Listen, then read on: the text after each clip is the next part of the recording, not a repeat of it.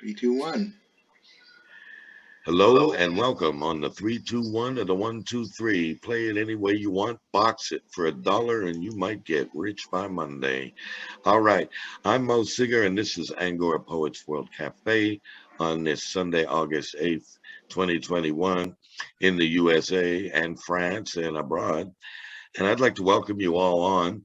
You, of course, will be listening to this recording on Dave's YouTube channel, which I will tag everybody. And for those of you who will be hearing this after it's over, I think you're going to be appreciate very much how the Angora poets land poem after poem.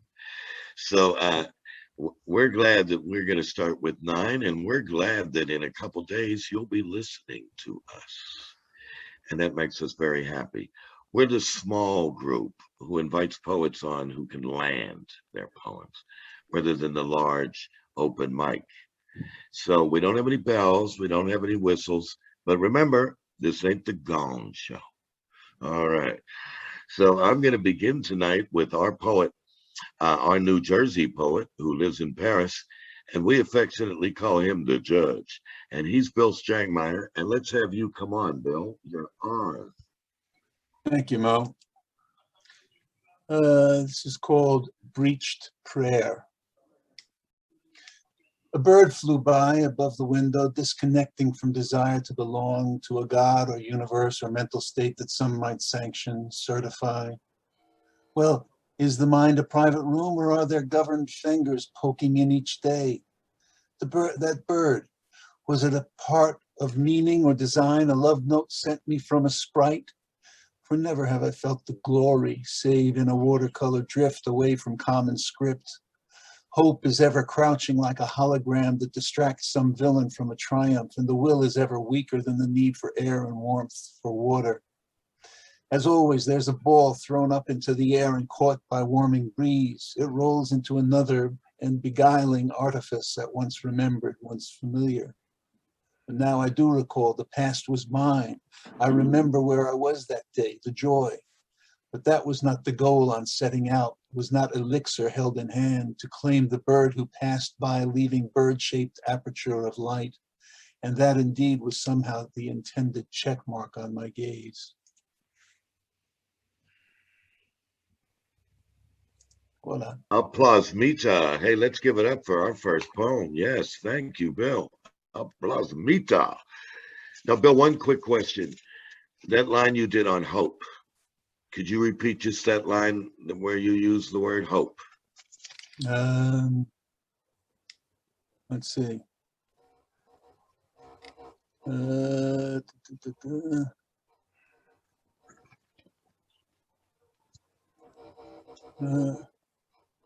Hope. Mm-hmm. You sure I said hope? Yeah, and you know why I'm mentioning it is because I was reading a piece the other day that said as the quality of life gets lower and lower in these countries, everybody's following the American route. Offer them hope. Don't offer them recovery. Don't offer them resolution. Just offer hope, because you can string out a frustrated population longer with hope. Hope is ever crouching like a hologram that distracts some villain from a triumph. Right, yeah. There you go. Okay, Billy, thank you. Number 2, please. Okay. This is called Soprano Duet, Winter, music by Daniel Messia. That music in her songs from a dead woman, was perfect for a love affair in Paris winter at the end of youth, with a woman, as she said, who neither cheated nor didn't cheat on a husband merely known as con.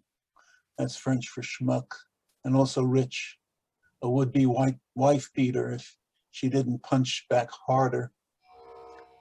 Bon vivant, card player, all-round man's man, an idiot.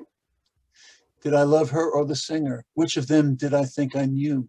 That music, film score to our understanding. crystalline like icicles of glass, as superior to life as art is always. No ugly dirt, no slow, disappointing drip, no sudden, insufficient fall, just nostalgia, need, and beauty. It hurt so good to feel so still and wintry, happy, cold. It was clear and it vibrated, lighting my days and the nights when she'd gone back to her home, where her riches were spread like displays in museums, but cheap ones, a museum to her and her loves, her singers. That love was clean like art, not life. Clean and cold and innocent, or perhaps I'd better say naive. She had a mean streak and a streak of white in her hair. She got it when her father almost died. The last time I caught a glimpse of her, her hair was all white, strange around that young face. Walking with a minor celebrity, as if lovers, deep in conversation. Once, late at night, waiting for a taxi in Pigalle, a drunk approached us with that friendly arrogance of thieves and killers. My hand went to my pocket for a weapon, but it was her cold regard that stopped him cold and flung him away.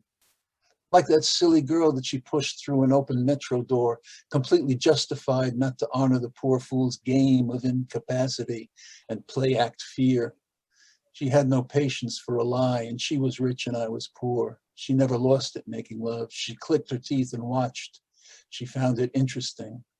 Lipstick gathered in the corners of her mouth. Her tongue flicked and she smiled and gave but little. Well-shod Contessa knew her rank. I know I disappointed. No, my hesitations were inappropriate, too gentlemanly, too considerate. She had a raucous laugh. She was kind of a witch. She sought to change the world. She knew the way out in case of disaster. She was certainly no fool.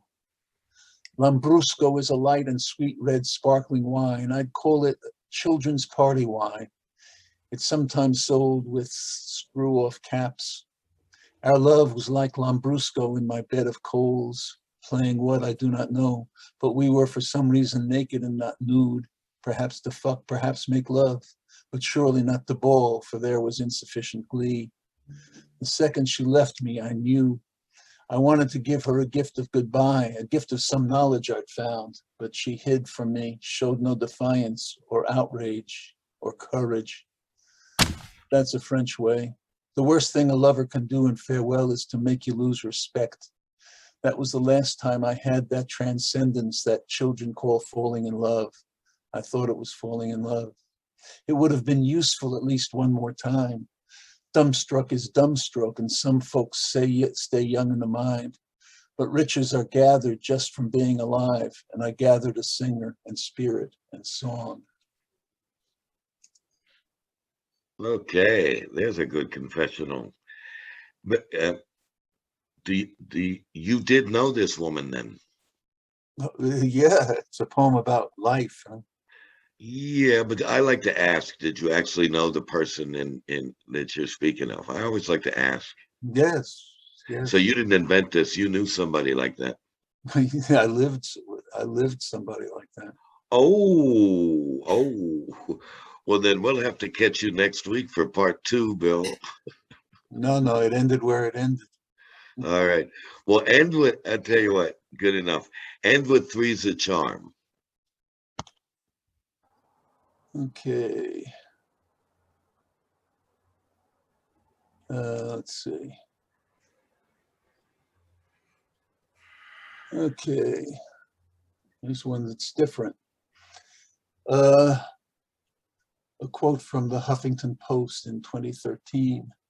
Gravity exists as microscopically thin vibrating strings, largely holding everything up like a marionette. This is called Our Own Little Hologram, to Owen Waters. Jack Dempsey woke up in a sweat, still in the jellyfish cell he had dreamt. The manager of the family factory was in a big space with translucent walls downstairs with his wife, the assistant manager. Jack could almost hear their whispers from afar. He knew they were talking about him and the factory and wondered if there was money. He couldn't see the future through the transparent walls he carried with him everywhere. One day, another man turned down the corner of Jack's space and Jack punched through the walls that the man didn't have. But when he walked away from the dreaming fallen man, the ectoplasmic walls were back. When the factory was well stolen, Jack's room was extricated from the house and sent on tour to mining camps by boxcar undercarriage. As the cage melted down in the rays of the winter and summer suns, Jack dared break through it more and more. One day, surrounded by square-strung ropes, he destroyed its plastery remains. Champion, cried the blind. Is life then virtual or serious, lived in this our way? We float within real danger like a TV show, not yet totally oppressed, and our loved ones live. The new depression and the death of Earth are as far from now as racist lynchings, and we are brave and fight our wars on drugs and terror, on education, on thought, as well as those who formulate the other party's sins. Do we deserve democracy or liberty, or just the politicians' faked up freedom? And is this a real question? And the decay spreads, gives reason to our fears, the fears we love and pray to for brain food. But we are daily saved by entertainment. The spectacles and tough guys played by sissies make us think that we are they as we hide our sex like them and pose our muscles on the well-earned couch. Crown of creation, end of days, and Jesus saves. Don't worry, be happy. Crime in the streets can be cured by race, by a gun, by wishing, giving wings to pigs to change our wondrous world. Yang is the action, yin the ground. Together they awaken us to energy in the universal field, and so it builds and then divides by lines and circles, spheres as thought and feeling pass through time.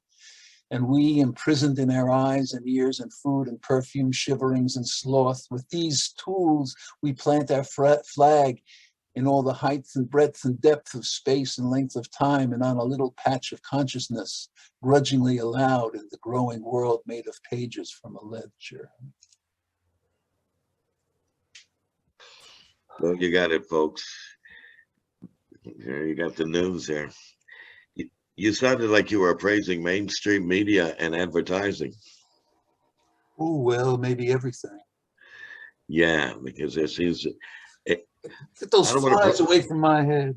Yeah, it's like, it seems like people under 30 and some others who want to get an identity say, what group can I represent, and what group can I attack now? And that way I'll have a media personality, an online personality. And in which group can I be the most outraged? Yes, okay. Yeah, I get you. All right, that's what we need, more division among us. While the climate is killing everybody, we need to keep fighting over who's using the toilet. And when the toilet overflows and there's no water for the toilet, maybe we'll figure out we can resolve those differences and heal Mother Earth, maybe. Okay, so now we have another poet in the house, Jack Cooper here in Paris. Hello, Jack. Hello, Mo. Hello, everyone. Hey. Okay. So, Jack, you're going to be up. Noriel, Wanda, Claire, Joe Kidd, Sheila Burke. Yeah. And guess what, Jack? What? Joe Kidd from Detroit, who's a first-timer on Angora, is going to read next. Really? So let's bring on Joe Kidd. From the Motor City? From the Motor City. All right. Okay. Joe, you're on, baby. My wheels are turning. Okay. Hi. Okay. I'm going to read a couple things from a book called The Invisible Waterhole. The first one is called Everything is Political. Everything is political. Everything is music. We've already determined those truths. There's nothing, and then there's political music. But nothing is political music too. There are those stretching as far as they can reach to save a body falling. But we all bounce when we hit the floor of hell. It's like that. Dogs and ducks chase us when we smoke. when we're on fire. People run to water to make movies of people on fire. The tall people here, the ones that stand strong against the wind, are spinning, taking showers, dropping their jewelry in the street. For the rest of us to press into bookmarks. I pet their fur, paint their underground toes with lipstick. They like to listen to political music, harmonicas covered with lipstick. All right, let's give a hand to our first timer. Nice way to enter. Paint their underground toenails. Yeah. Hey, that's political, baby. All right. How about poem number 2, Joe? All right.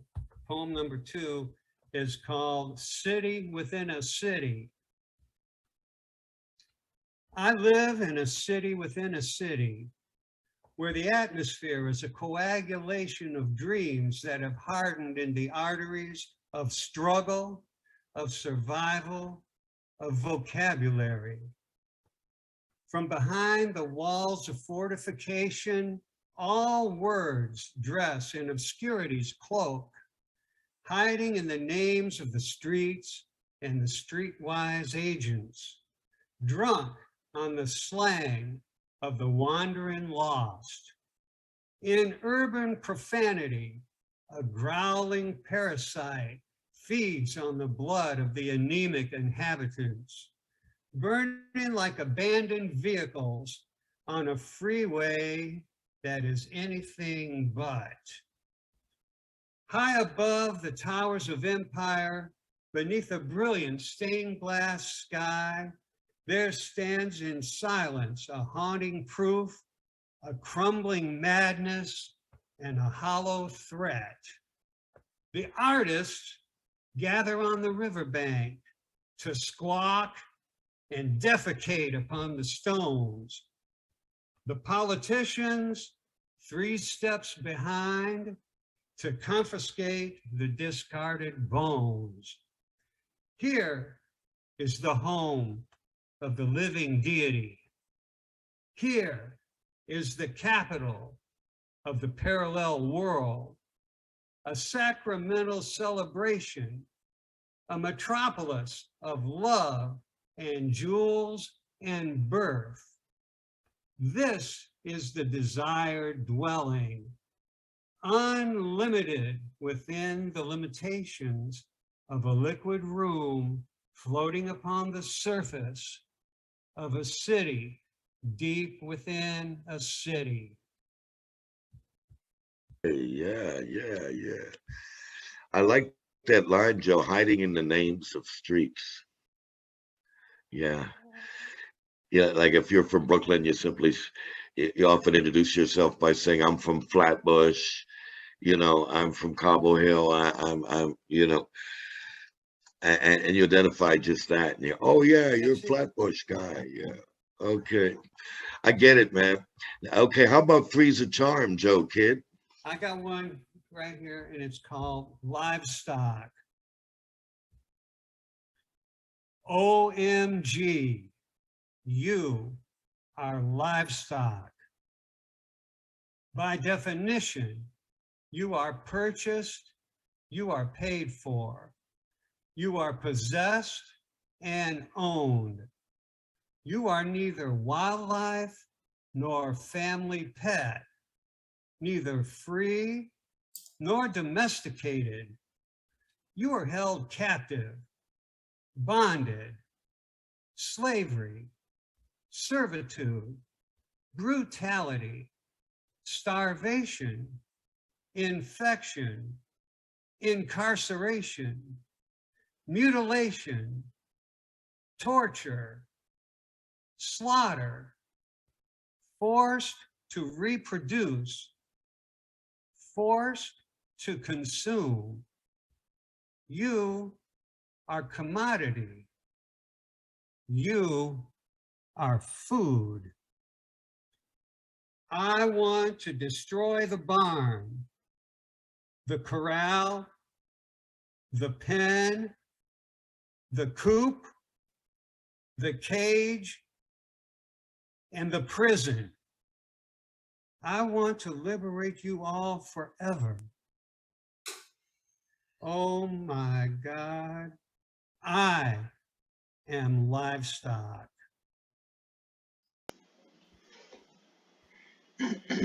That's all. Thank you all. Thank you, brothers and Wow, sisters. Joe. Thank Wow, you. yeah, that's all. That's a lot, Joe. That's You a come lot. out swinging, man. I like that. No confusion about your points of view. It's Man, come art, up it from ain't journalism. man grew up in Detroit. I understand that. Okay. A new judge, huh? Yeah, we got some. We got the prosecutor. We could have the judge and the prosecutor here. So we like to nickname each other when we can, Joe, and in an We're all affectionate. on trial, you know that. We're all on trial. Okay.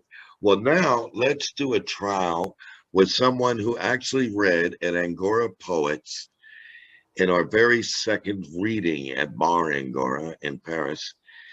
She came in with, I think it was Nina Zaventsevich that brought you in, right, Rhonda? No, it was Lindsay. Lindsay. Oh, Lindsay Gordon. Oh, cool. All right. And we have a photo of her reading on our Angora stage on our website. So here we go, Rhonda. What would you like to You do? remember this? Oh, you're looking cute. Huh? You look good. Okay, so That was from them, but wait. This is for the olden days. Oh. okay. All right. Actually, I'm gonna try to do it with the music. I'm gonna do it live. Okay. Just like to keep practicing, so I don't lose Okay. okay, ready? Uh-oh, hold on. I try because I'm singing with myself, so after the minute it starts. Okay. Well, I do that in the shower daily. I sing with myself. I sing to my dog, and my dog never says This is my anything. beat. Okay, whenever you're ready. This is true, I can't deny. So the middle-aged men don't even cry. You're young and hot, just count to 10. When you open your eyes, you'll be one of my men. I love the young guys, I know it's true. They appreciate my beauty and my wisdom too.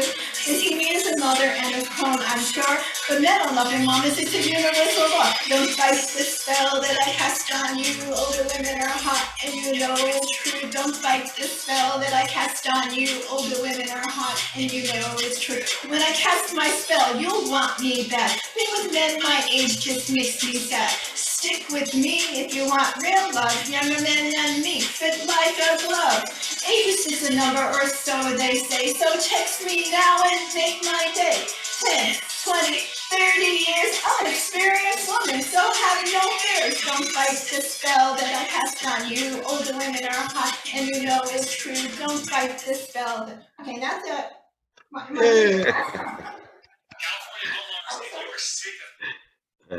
Now, I have to ask you, this begs me to ask you, Rhonda. So, okay, and as I told you, we've got a list of 20-year-olds who are trying to contact you.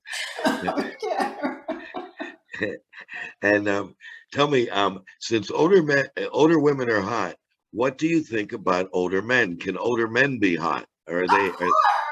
Oh, well, It's just a song.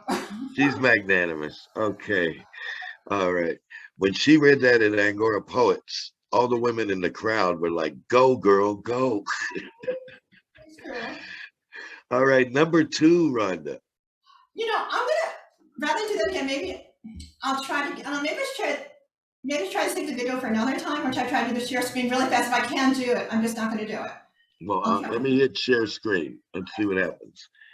Post disable participant screen sharing. It said you disabled it. Okay. Never ended, you don't see it?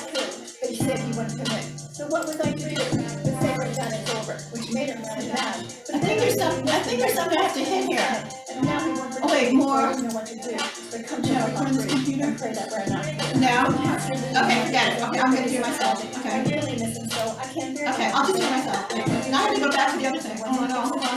I was just as crushed and he turned my heart to me. Okay. Do you have these powers? Okay, I'm just gonna do it. Oh no, it's all over the place. Can I don't have to steal it, you can truly catch a spirit and deliver him to me. Bring it back, Paris. Bring it back to me. Oh, he's here. Okay. Okay, ready? I'm gonna do it now, okay? Okay, well, that came off as good as it's going to come off tonight, and we did hear the music, Rhonda. Okay. Now, do you have what was the name of that piece, please? It's called Bringing Back Paris. Oh, okay. All right. Now, are you going to do Don't Text That Man? You want me to do that one? Oh, we love it. Okay.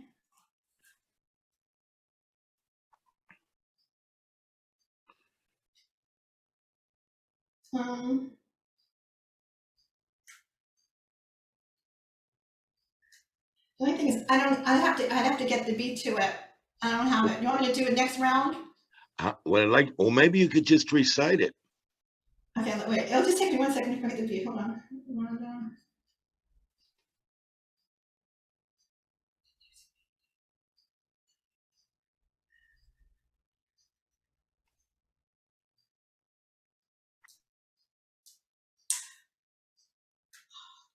You know what the problem is? Because I have the book with the same title, so now the thing is coming up, so, Well, as I say, maybe you can just recite it. You have a good recitation voice. Why don't you just recite it for us? It's, okay, ready? I'm gonna do it. I'm gonna, get the beat. Okay. Okay.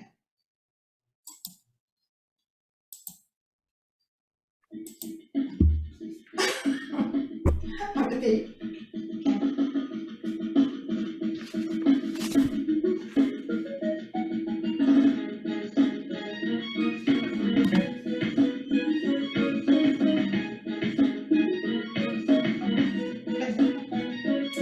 If you want to hear his voice and you hurt you bad, don't text that man, don't text that man. I know you're gonna say that you love him true, but I don't buy that bullshit. Do your friends do? You count 1, 2, 3, 4 to give you that time to close the door. Because if he's hurt you bad, you gotta stay away. You know these fucked up guys, they just wanna play. They seduce you with attention, sexy cases, and words. They make your hormones rush, your brain turns too much. He says he wants to bang you, but he won't commit. You gotta keep it real, girl. You know that you like to value you. You have to follow your bliss. And tell the guys hurt you to go take a piss, because the day has come to reclaim you.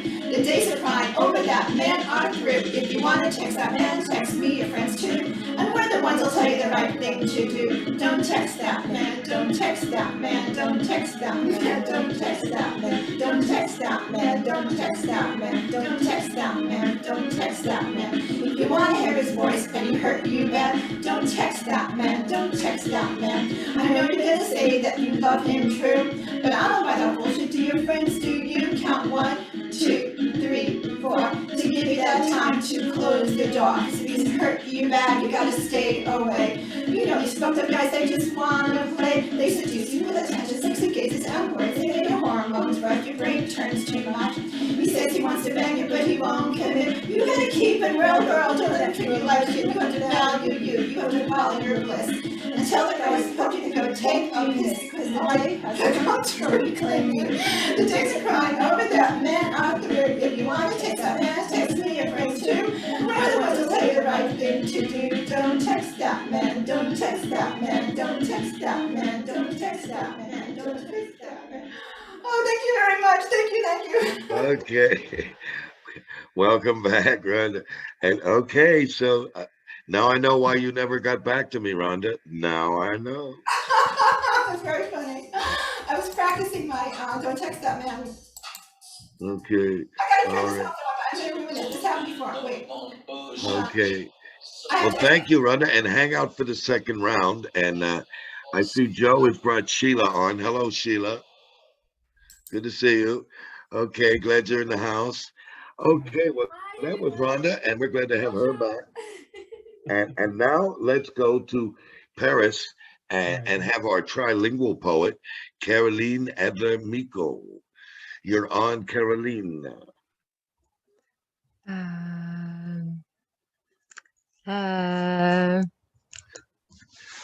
I tried to find Spanish poems for tonight because last week I didn't read in Spanish. So,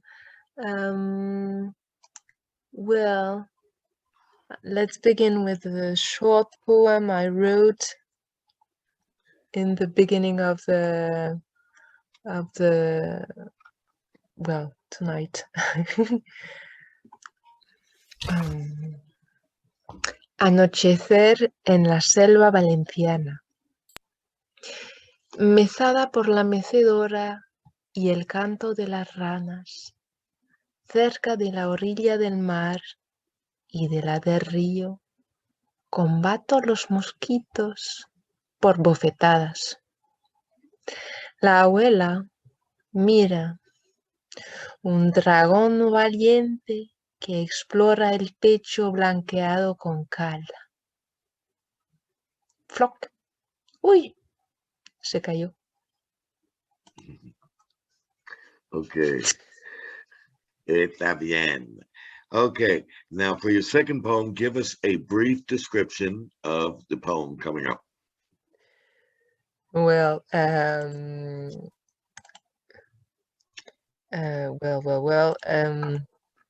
it will be the poem I read 2 weeks ago, I think. This is first the English version, and after I'll read the Spanish version. So it's about a tender moment, and Okay. well, just the moment you figure there is something with someone. I remember. Something happening. I wrote about it. You cradled a moment of tendresse. Uh-huh. Okay, so now let's hear it in Spanish, please. Yes, English and Spanish, is that it? Okay, you're on. Leave your hand on my hip. His hand on my hip says, I'm here. My heart smiles, like when I'm coming back home. From the small of my back, his hand takes me. Let me go, winding in his tender arm. It's so gentle to love. But wait a minute. I'm single. The kiss on my lips diverts his way to his cheek. The time to come back to present, to recover senses and regrets.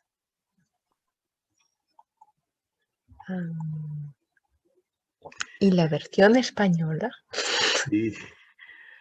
Comenta. Título, deja tu mano en mi cintura. Su mano en mi cintura dice, aquí estoy. Mi corazón sonríe como al llegar en casa. Desde la parte baja de mi espalda me dejo llevar por su mano. Me enrollo en su tierno brazo. Es tan dulce amar. Espera, soy soltera, ¿qué? El beso en mis labios se desvía hasta su mejilla. El tiempo de volver al presente, recuperar mis sentidos y arrepentimiento. Okay. Okay, está bien, man. Gracias. Okay, now, can you give us Three's a Charm, Caroline? So it will be the French version of the poem I'll read in Spanish at the second round. So a brief explanation of this poem. It's a love declaration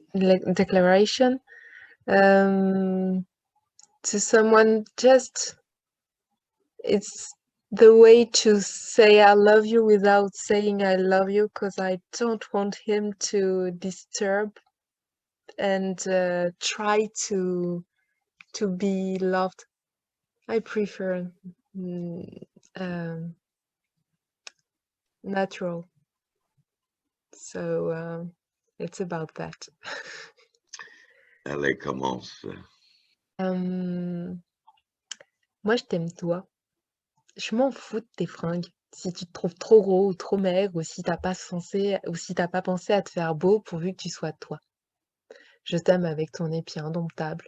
Je t'aime avec ton pull rétréci au lavage qui dévoile le bas de ton bidon. Je t'aime avec ton pantalon trop long qui dégouline sur tes pompes, avec ta barbe de 3 jours et ton air de déterré. Je t'aime quand t'oublies de vouloir me plaire, que t'es juste toi. Je t'aime quand t'es dans ta bulle, que tu t'énerves, que t'es grognon, que dans la vie faut pas s'en faire, toi tu t'en fais pas. Et je ne te le dis pas. J'oublie à chaque fois. J'y pense même pas. Je profite. Je me dis que si tu savais ce que j'aime en toi, tu saurais à quoi je pense des fois quand je te vois. Et c'est comme quand je sais qu'il y a quelqu'un qui cherche à me photographier ensuite, je suis plus vraiment spontanée. Et c'est ça que j'aime chez toi, quand t'es libre d'être toi, juste toi, sans penser à moi. Okay. Okay. Well, maybe one day he'll get the message. Who knows? Who knows? If he don't know hope by no. now, if he don't know by now, I'd say, well, I'm not you. I'd say for me, move on. If he doesn't know by that, Hmm. you know. Okay. I don't know French fluently. What was Caroline saying that you're saying? Well, we're not going to repeat the poem right now, Rhonda, because if we do that, we'll be here all night. But she did give an explanation of the poem, and that's what we do when we hear a second language, okay? Because this is not an academic forum, so we just give it our best shot with a brief explanation, okay? That's what we're going to do. Okay, well, thank you, Caroline. And now let's bring ourselves to New York and bring ourselves on here with Angoma Hill. And how you doing tonight, Angoma? I'm great, thanks. Okay. Good to see all of y'all. Okay. Yeah. Yeah. Let's do this. This first one is called Systems. Most of them that want to change the system just want to replace it with another system. But oppression is systemic from systems and synonymous with systems. So systems cannot be the solution for overcoming the system. Whenever profit is the motivation for life, systems lull us to systemic sleep. We be dreaming about profit. Meanwhile, most of us be profit, stuck in the system waiting to change into another system when the system's that's killing us in the first place as we continue in the rat race, not realizing that the universe is a non-profit agency. So I write this poem in reverse, redefining order, because order got us in this fix in the first place, especially when order is based on who owns everything, considering Mother Nature left us here owning only the air we breathe. Now the tax man cometh with air meters, pay up or they'll cut your shit off without notice, life by the kilometer. Happiness is rent control in Harlem, but the homeless have only sunshine to celebrate, men of no property, or in the Sudan where people are property.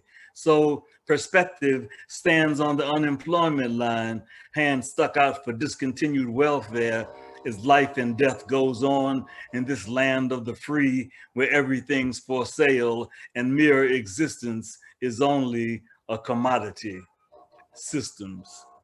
Whoa, okay. Yeah. Dreaming about profit when we are the profit. I get that. Okay, Angoma. Number 2, please. Just a second. Sure. Oh shit. All right.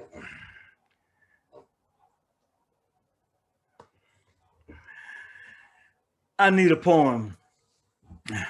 I need a poem with solutions instead of a rant of problems. I need a poem of hope instead of despair. I need a poem of activist elders with a plan. I need a poem a poem of young warriors to carry on the struggle. I need a poem of young parents who live up to their responsibilities. I need a poem of creativity instead of destruction. I need a poem of unity and collectivism instead of individualism. I need a poem of truth and light instead of lies and darkness. I need a poem of real change instead of the same old, same old. I need a poem of prosperity instead of a poem of poverty. I need a poem of love instead of hate. I need a poem of peace and justice instead of a poem of war. I need a poem where all people are free. I need a poem. All right. We Mhm. could use more of that. Thank you. And Goma, because of which poets inspire you in that manner? Because you talked about the elders, you know. So we talk with elder poets. Well, any poet. You talked about inheriting the work of the elders, and I'm just asking, which poets, in your experience, offer you that kind of solution, inspiration, peace, whatever, you know? Luis Reyes Rivera, Amiri Baraka. Oh, by the way, we lost two great poets within the last couple of weeks. We lost Brother Resistance from Trinidad. He's a dub poet, and we lost Jean Benta Breeze from Jamaica and England. So anyway, both. Wow. Okay. Okay. All right. Yeah. Well, I hope they were quite old when they passed. Not that old, like 65, 66. Okay. Oh my God, that's not old. Right. God. Don't be telling me that's old.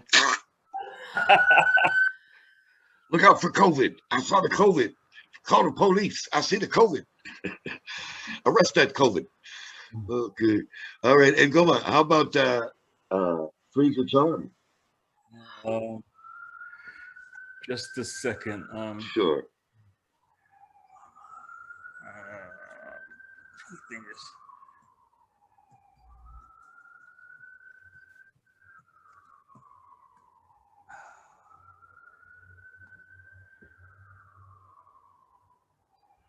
Oh shit. I'll take a minute. Here we go. Here it is. Funny thing is, I never thought much about growing old.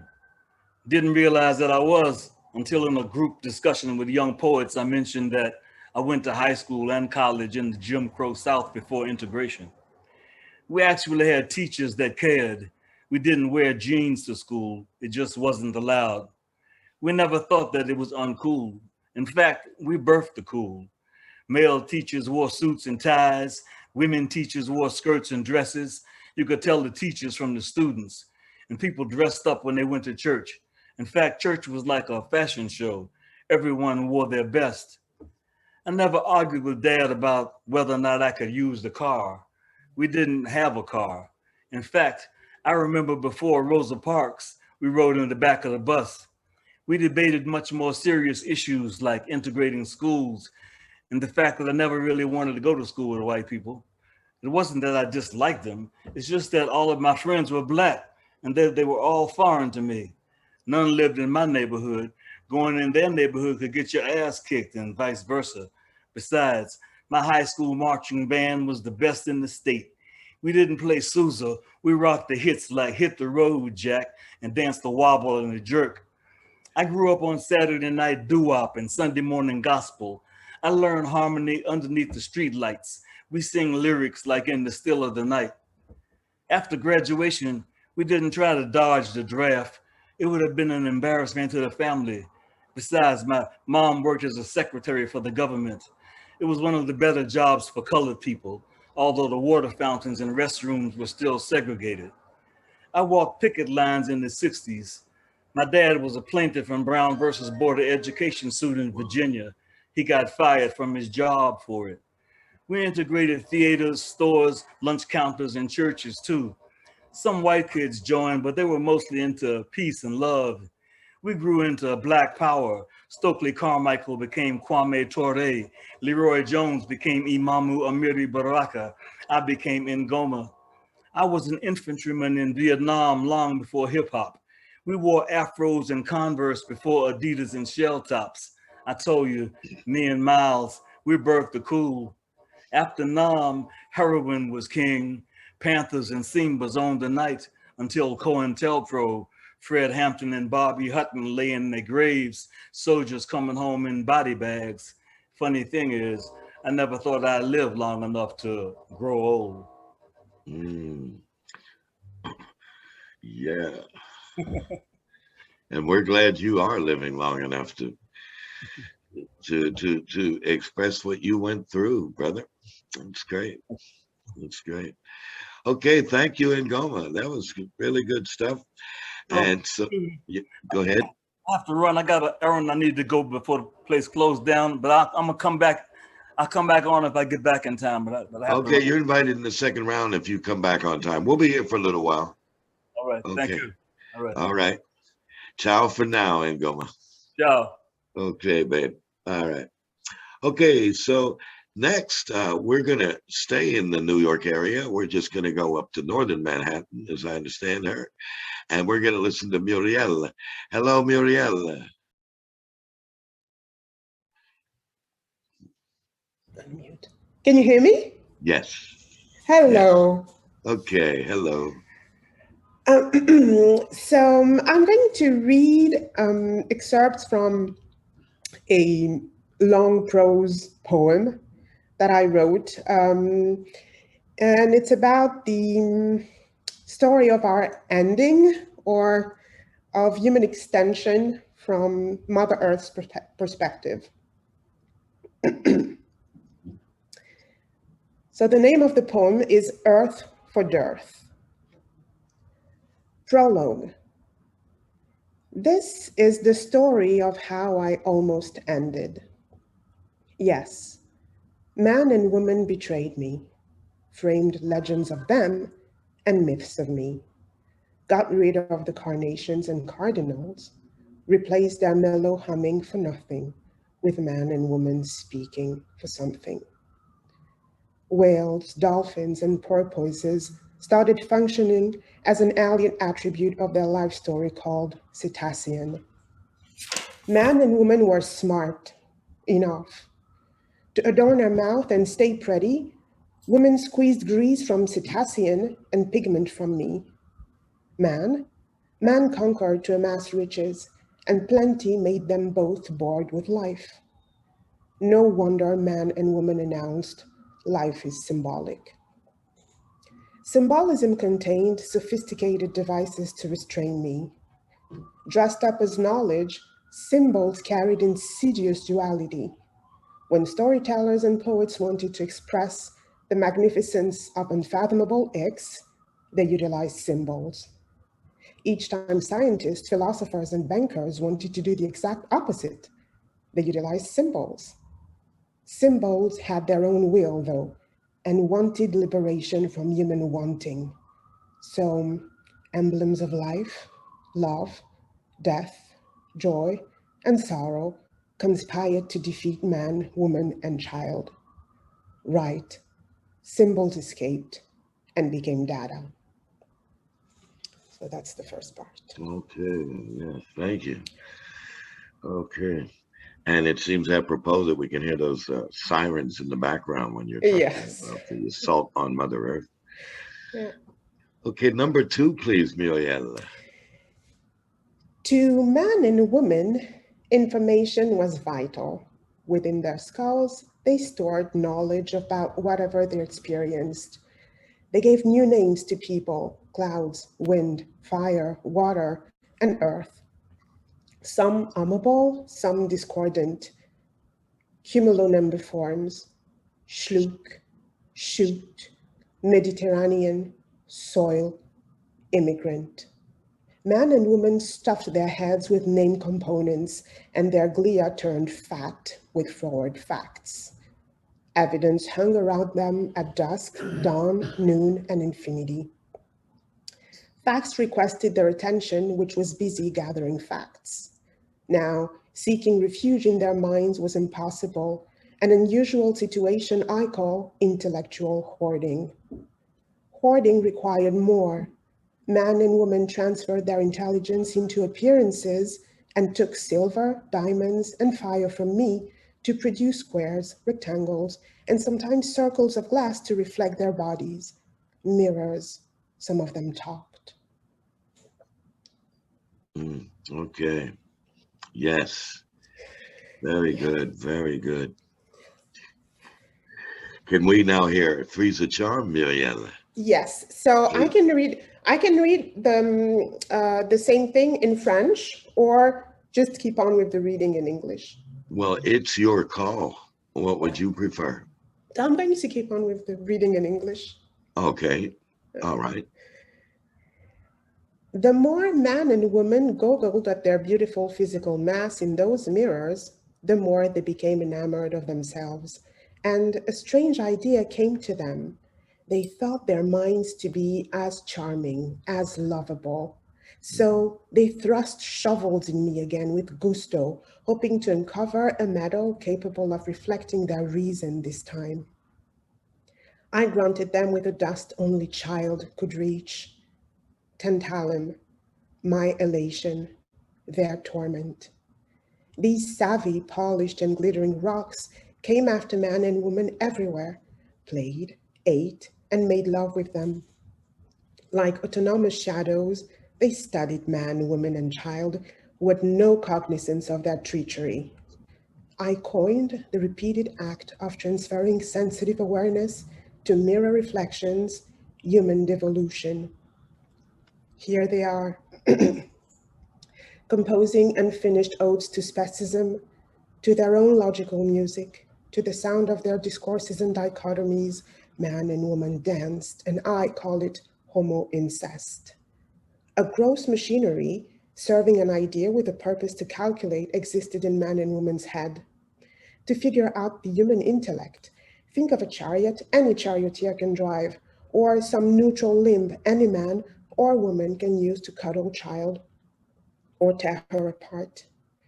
Ash and Knot followed when man and woman conceived something. A new name helped them cope with the damage. Sapiens twice. Sapiens twice gave shape to the unseen, but discarded sun's heady scent under the rain and exploited oil.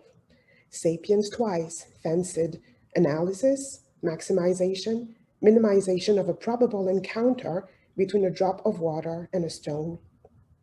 To describe the ruthless mechanics such a process yielded, man and woman united in Sapiens twice and chanted the word technology. Aggravated ransack. In the meantime, women told tales to divert sleepless child who dreamed horrific dreams of becoming man. But occasionally, they remembered poetry. Okay. Occasionally they remember poetry. Yes, thank you very much.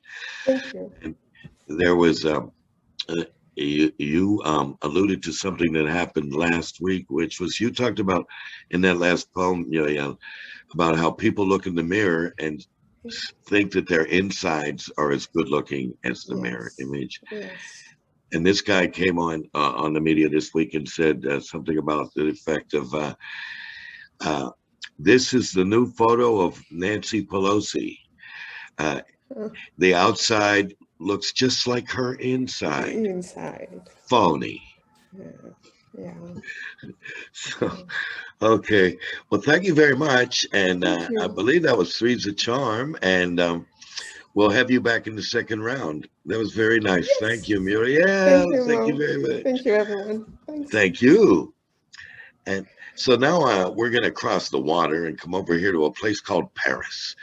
And we're going to feature one of our bilingual poets who primarily reads in English, which is writes and reads in English, and yet that's her second language.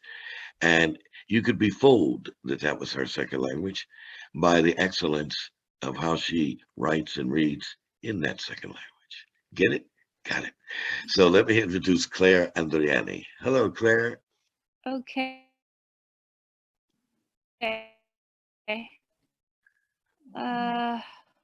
I'm a bit lost now because Understandable. everything is a way to myself. The wind showing me the path to destiny. I end years of the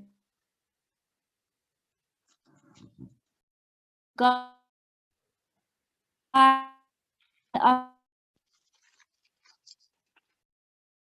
for everything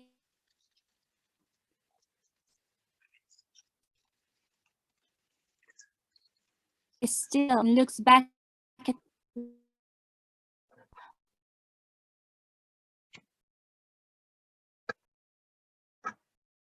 memory and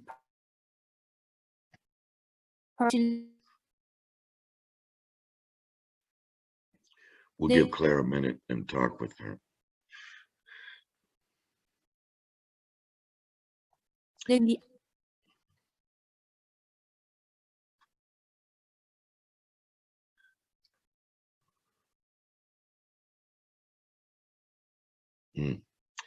Can you hear me, Claire?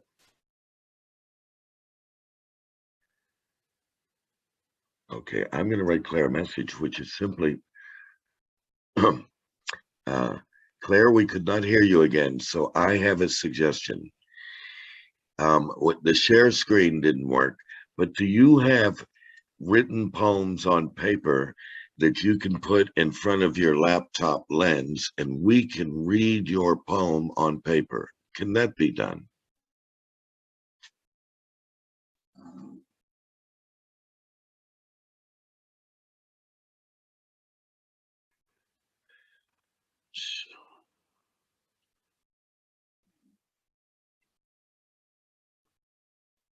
Yeah, she can't hear. Okay. Yeah, that's it. Right. She's going to copy and paste. While she's doing that, here's what we're going to do. We're going to move on to the next poem. And while Claire prepares her written poems, we'll come right back to her and we'll read her written poems. Okay? I hope you hear that, Claire. You will be featured on paper, and then we will talk to you on screen and see how that works. Okay? Okay. So, yeah. And just to mention again, of all times, I was a feature on this series called Calling All Poets on Friday night, I believe it was. And the same thing happened to me. They kept telling me, Mo, you're breaking up. Mo, don't move your face. Mo, get out of the way of the microphone. Get back on the microphone. And finally, at the end of the very evening, my audio became normal. So I read as the last poet of the evening, which was how it was bailed out. So this stuff seems to happen. But we'll get back to you, Claire, promise. So what we'll do now while you're setting up your written poems is we'll go to Dharma Dave in San Francisco. Dave, Okay. you're on. Yes. All right. Here we are. We're doing all right. I'm going to, let me find this one. I wasn't going to read this one, but I'm going to read it. This is for Claire. Hoga for Yaga. God in flesh observes wonder. Ha! The seamless seam. Albert Einstein, techno whiz, let go of what he knew and saw the world again. The actors spoke through masks. They did not show their faces. Only words came through. Death, death, they shuddered. Oh, say that it's not true. The doctors spoke with twisted glee, their iron fangs agleam, fighting for peace. You must accept, they said, you must do the most difficult thing of all, which is to do nothing. Letting go of who you thought you were so you can expand your self-image. All right. Yeah, that's it. You got to let go. No truer words. I certainly had to do it enough times. Yeah. Okay, number 2, Dave. Okay. First, here's a quote. This is Emperor Norton I, proclamation published in the San Francisco Herald, August 4th, 1869. Being desirous of allaying the dissensions of party strife now existing within our realm, I do hereby dissolve and abolish the Democratic and Republican parties, and also do hereby decree the disenfranchisement and imprisonment for not more than 10 nor less than 5 years to all persons leading to any violation of this our imperial decree.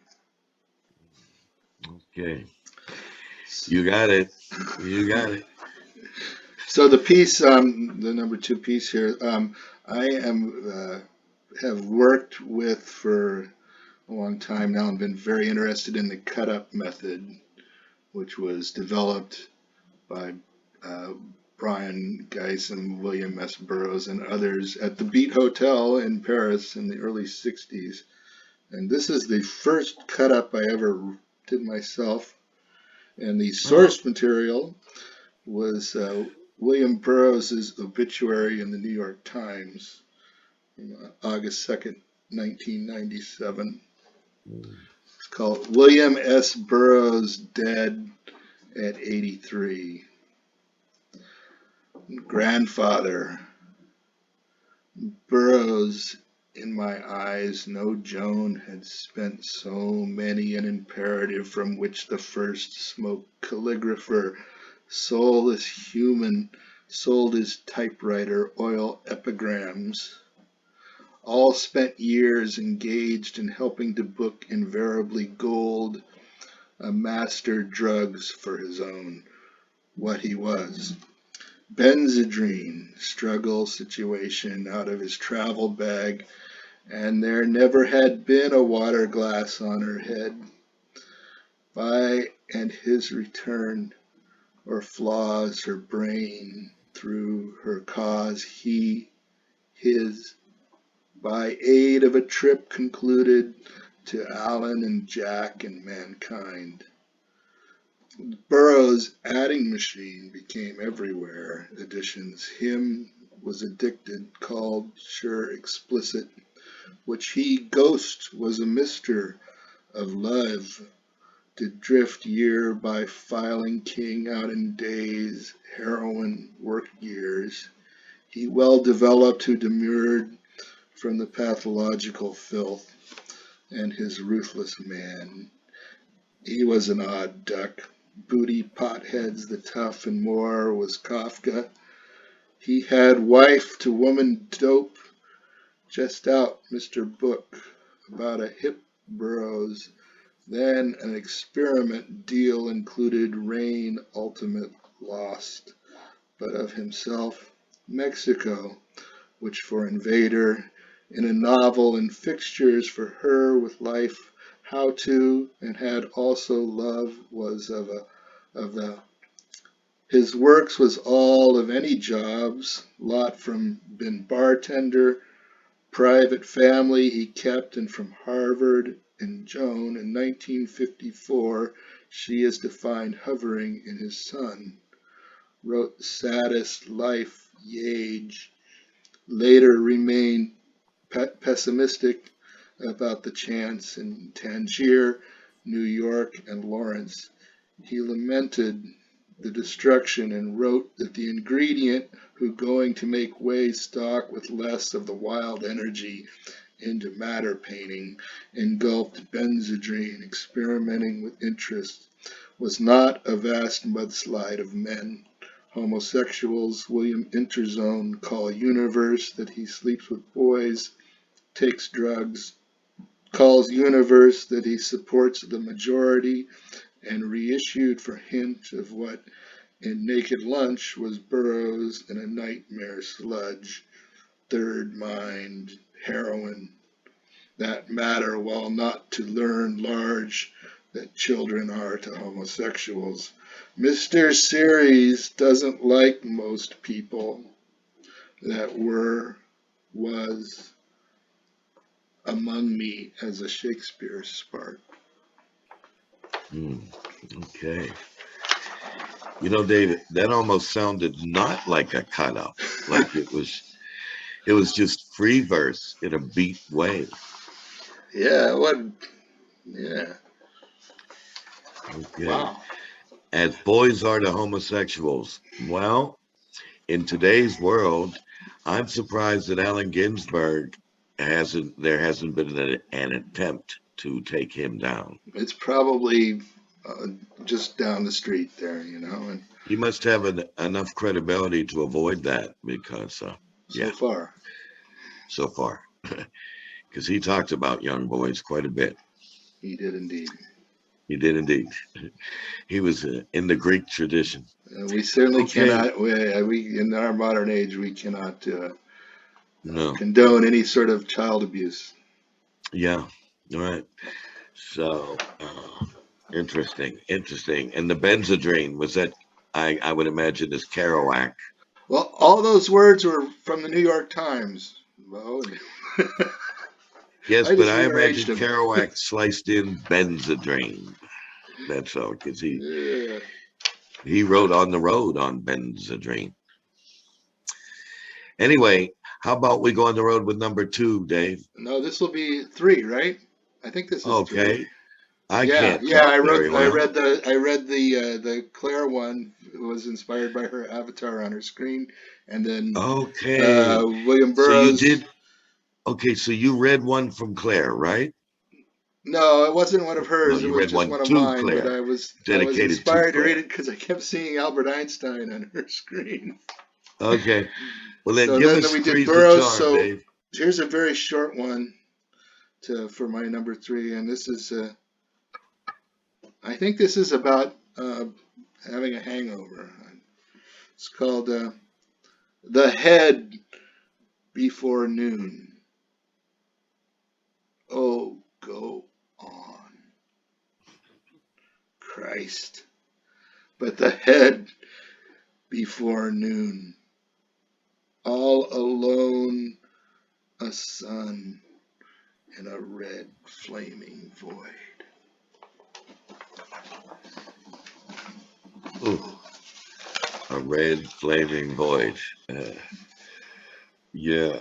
What day is it? I remember saying long ago. What day is it? I hope it's. Luckily, there's Monday. a cure. Well, mine was to just quit because I had too much. But they call it moderation. I wonder what that's all about. So, okay. Well, thank you, Dave. And now let's try Claire again. Hello, Claire. Can you hear me? Really well. Oh my God, finally. Okay, that's great. So I have 2 poems for you. The third one, I'll see which one I'm going to read. Something happened to me recently that was a bad thing. And I thought it would take me months to recover and to feel better. But I read this poem because a few days later, I felt already better.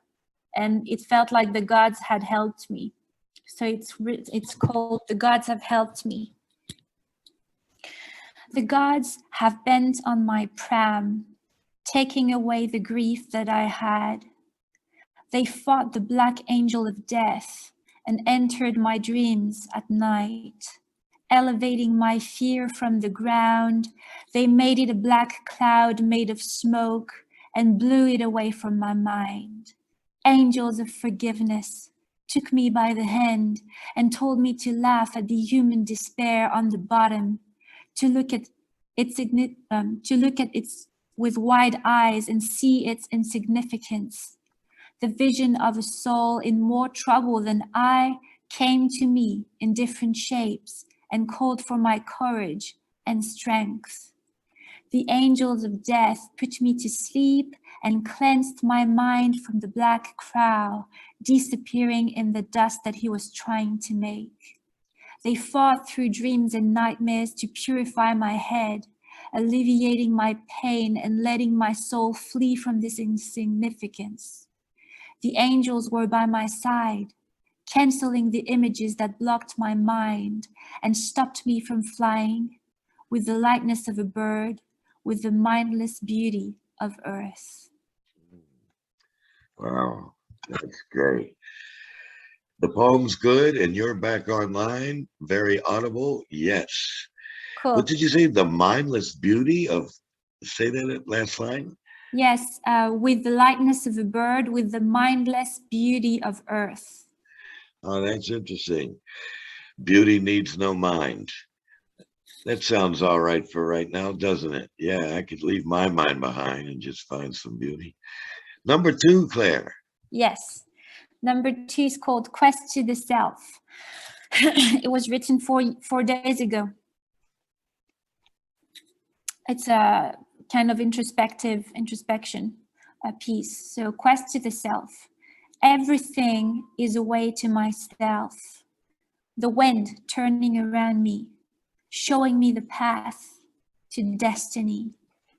I enter the ears of the gods, and they whisper dreams of fabulous deeds, encourage me to fly and believe in the purple sky of dusk, the one offering a vision of the past, the future smiling at me. Everything is still, invites the viewer to stand and face eternity. The sky is silent and looks back at me in the peacefulness of the streets. My head spins and takes the colors like a printed image, inscribing itself in my memory, pink and purple. This barren world telling me to look inside in the infinite realms of my mind, offering reflections of any kind. I walk on the clouds of twilight, hesitate between the out and the in, the real and its image, the concrete and the ethereal, the will and destiny, not knowing if I should follow the current or swim against it. But one thing is certain, I belong to me, and my mind can wander in unseen landscapes, dream until the infinite.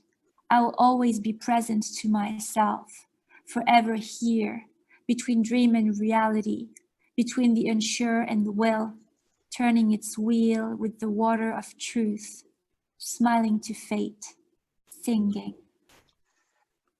Okay, yes, yes. All right. How about, what are we on now? Number 3? 3 is a charm? 3 is a charm. Charm us, please. Okay, I will. With this poem called Poetry or the Door. It's about writing poetry and how it's compared to opening different doors, new doors. The sound of darkness resonates in the tumult of my mind. It dictates actions I have never even thought about and claims I am a god, fertilizing the earth with my words, giving birth to thoughts that had stayed in the night of my mind for too long. Being a poet is giving birth to what you have and more, what you can't grasp. You enter the dark room on the tip of your toes during the black night of forgetfulness. It's half open. This light behind the door marks the line between light and darkness. The song you should adore. Give life to what you have and more.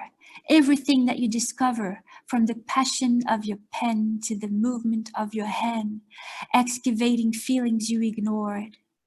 The void makes you think when it dances in the air and emerges from your soul.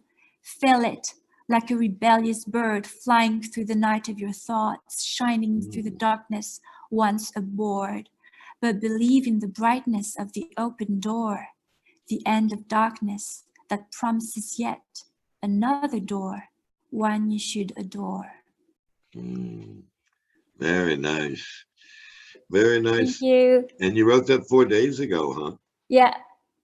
Oh, that's nice. That's really nice. No, actually, I wrote the one 4 days ago, the one before, and this one was written, I don't know. Okay. Okay. Well, it just kind of, thank you very much for that. It was an outstanding poem. Thank you. And by the way, Dane finally recorded my session of 30 minutes of poetry, so I'm really happy. I think it's going to be out in August, in the end of August, beginning of September, because he was recording 9 poets, bilingual poets. So he asked me to read in French, both in French and in English, and he's going to post that, I think, in the end of August. So I'll keep you posted. Please do, so that it'll be, how will it'll come on as a recording, right? Is that what you're saying? Okay. So we can all, you know what you can do? You can tag all of us so that we all get a direct notice that your piece is on, you know. Okay. And I will have I want you to ask a question to Muriel, but maybe I should do that between the during the break. Okay, whichever way suits you. Okay. I'm listening, Claire. Okay.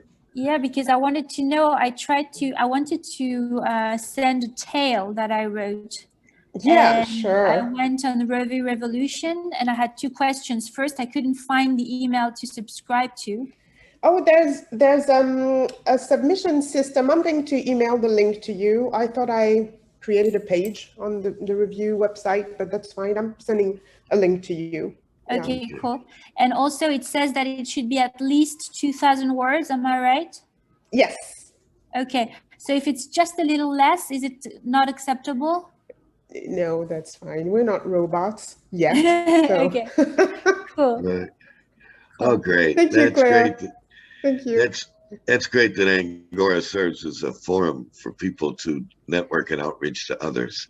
I know we're not the only one, but we're the ones that when we submit stuff that's memorable, and like you're going to do, Claire. I'm sure. Okay, where every poet is a feature, y'all. Hey. All right, well, thanks, Claire, and so glad to have you on in clear voice signal. Me too, thank you. Okay, now, and so now let's see my little list. I believe we've gone through everybody, and so now it's time to remain in Paris, and listen to our New York origin Paris-based poet, and who is a co-editor of Poets Wear Prada. And right now he's wearing Paris in his kitchen. So let's hear from Jack Cooper. Hi, Jack.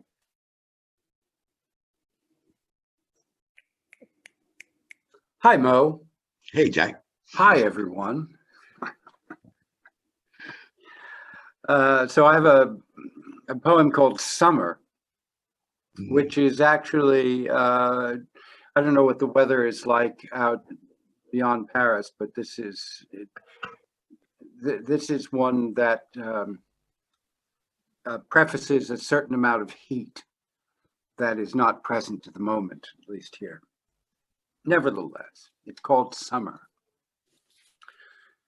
Whisper, I exist. A kiss, a gust of air underneath your dress that hung pours from the shoulder. Its fall, a long chemise. The night within, a field flourishing.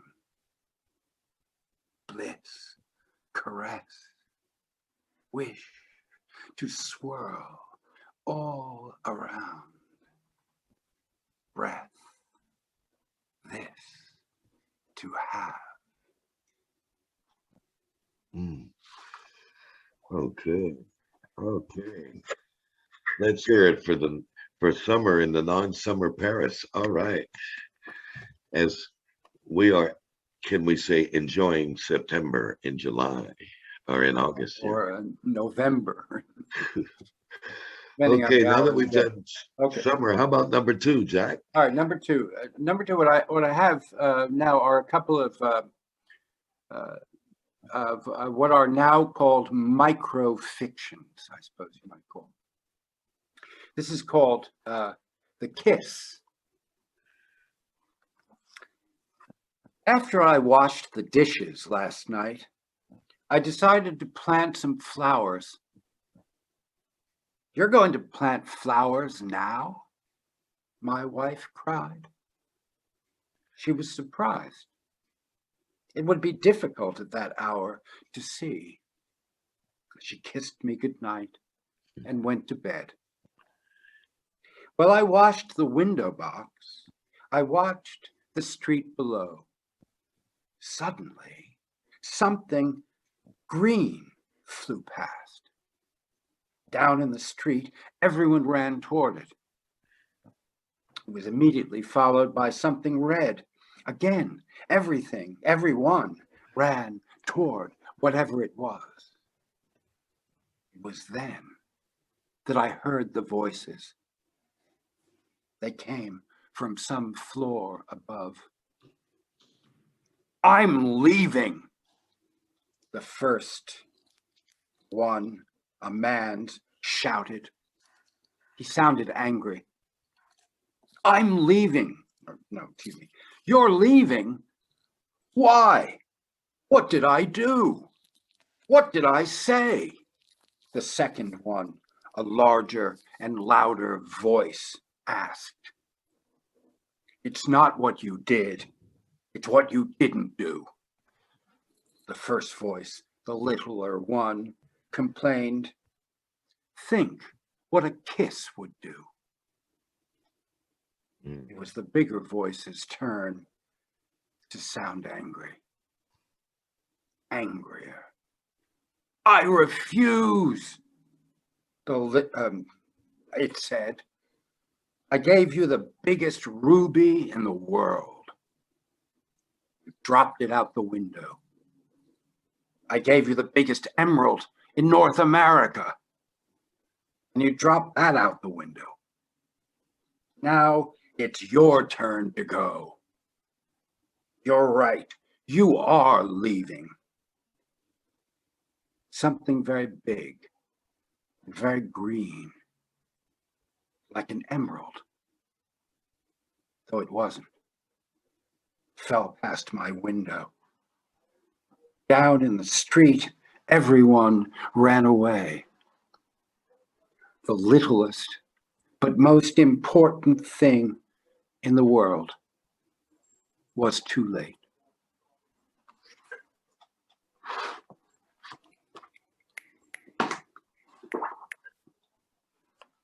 Recite that last line again, please. Okay. Let's see. The littlest but most important thing in the world was too late. Oh, yeah. Yeah. Yeah. Things that get by us. Oh, great. Yeah. Okay. So how about Three's a Charm, Jack? Yeah, I got another one. This is called Secrets. Good. You mustn't tell anyone, her neighbor was saying. It's a secret. Can I tell my husband? The second woman asked. Two neighbors were talking. Is he able to keep a secret? The first one replied. I don't know. The second woman said, how can you tell? You should ask him, the first woman suggested. I could ask him, agreed the first woman, but if it is a secret, it will be impossible to know if he's lying. He wouldn't say. You have a point there, the woman with the secret finally said. She admitted it with a shake of the head. Maybe it would be better if you just didn't tell him. There was a long pause. So the woman without the secret went on, wanting to continue. You were saying, I don't think I should tell you, her neighbor said. It's a secret.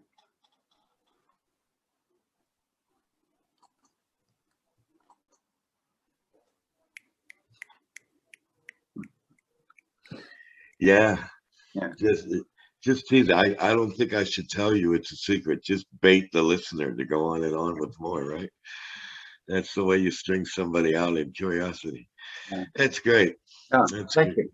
Thank you. That's great. Now that I've gotten my stuff together again, you said that, see, I'm doing little quotes from virtually everybody. So you said the littlest thing that we forget, so I can get that right. The littlest but most important thing in the world was Oh. too late. Okay, good enough. Okay, I'll write that down during the break. Okay, Because fair enough. okay, so let's Yeah. see. Okay, so wow, so far so very, very good. It's my turn now, and because Angoma and Dave mentioned the passing of three poets recently, I'm gonna reread a poem that I wrote that was read as a part of a funeral service for a woman here in Paris, and I hope this might speak to those that you have known and you have lost. And it's called Remember Me. Speak of me as you've always done. Remember the good times, laughter, fun. When I was at my best, at times I was down. When you came to greet me, I stayed around. Share the happy memories we have made. Remember fondly at my grave. I will be with you in the rain, the summer sun. Hear my laughter, sometimes pain, mixed with life. I've played the game. I'll be the voice of an evening breeze. I'll be the friendship when you need. I'm peaceful now. Please be at ease. I've rested my eyes, made my way to sleep. Our memories are yours to keep. The law of life, it all must change. Accept my loss, say my name. Let your sorrow last for a while. Remember my voice, bring back your smile. I've lived a life on my terms. Be glad for me, don't longly yearn. Live on now as we have done, in tears, in care. Now, love someone. Remember me in sun and rain. Now, quietly call my name. Okay. Thank you. Okay. And here's one of a different nature, since we were talking about people lost in culture and history. This is for my Irish cousin from Cork, and his name is Martin Fitzgerald.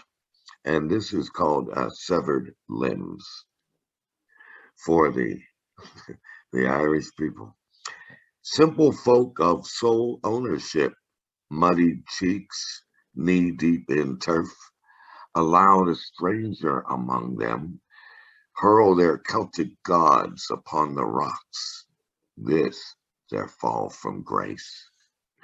Became martyrs and slaves for Mary and the boy, awaited Patrick's promise. Imposing civilization, the Great Britons cast a dark shadow from an English cross, impaling the best, lessers plowed under, leaving behind hammers and nails we use on ourselves today. The price of original sin, Who counts tears and laughter? Gait a step uneven, jigs and saloons, tunes out of key, boasting of something we call ourselves, reaching behind in search of severed limbs. Old sod, bare seeds, uprooted, scattered lives, wonder the waves, why the poems get done, why the songs are sung, why the banshee screams.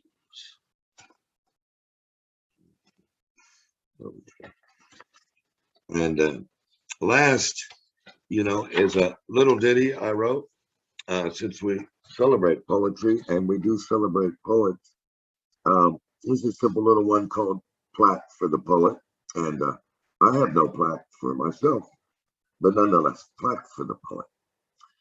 A plaque for the poet on a wall, he hangs his ink to dry. Dusty shelf of bygones die. Closet crowd of memories, drawers of dreams deferred. The street he walks his thoughts upon, the bench he rests his ideas on, tenacious, stubborn, unsung quest, at peace his steps in solitude, lonely in the rain. Nomad watchman of the night, muse descends to call, verses falling from the stars, welcome to the dawn, joy of love, curse of sorrow. Time ticks by in 4/4 taps, and the band plays on. Okay, thank you. Thank you for listening to that little homage to us poets. Okay, so we're going to take a few minutes break and talk to one another. And we'll come back on where everyone is invited to read 2 pieces, okay? That's what we'll do. So it's not here.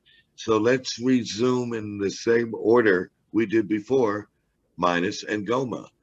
And confident that Claire will come on quite audibly.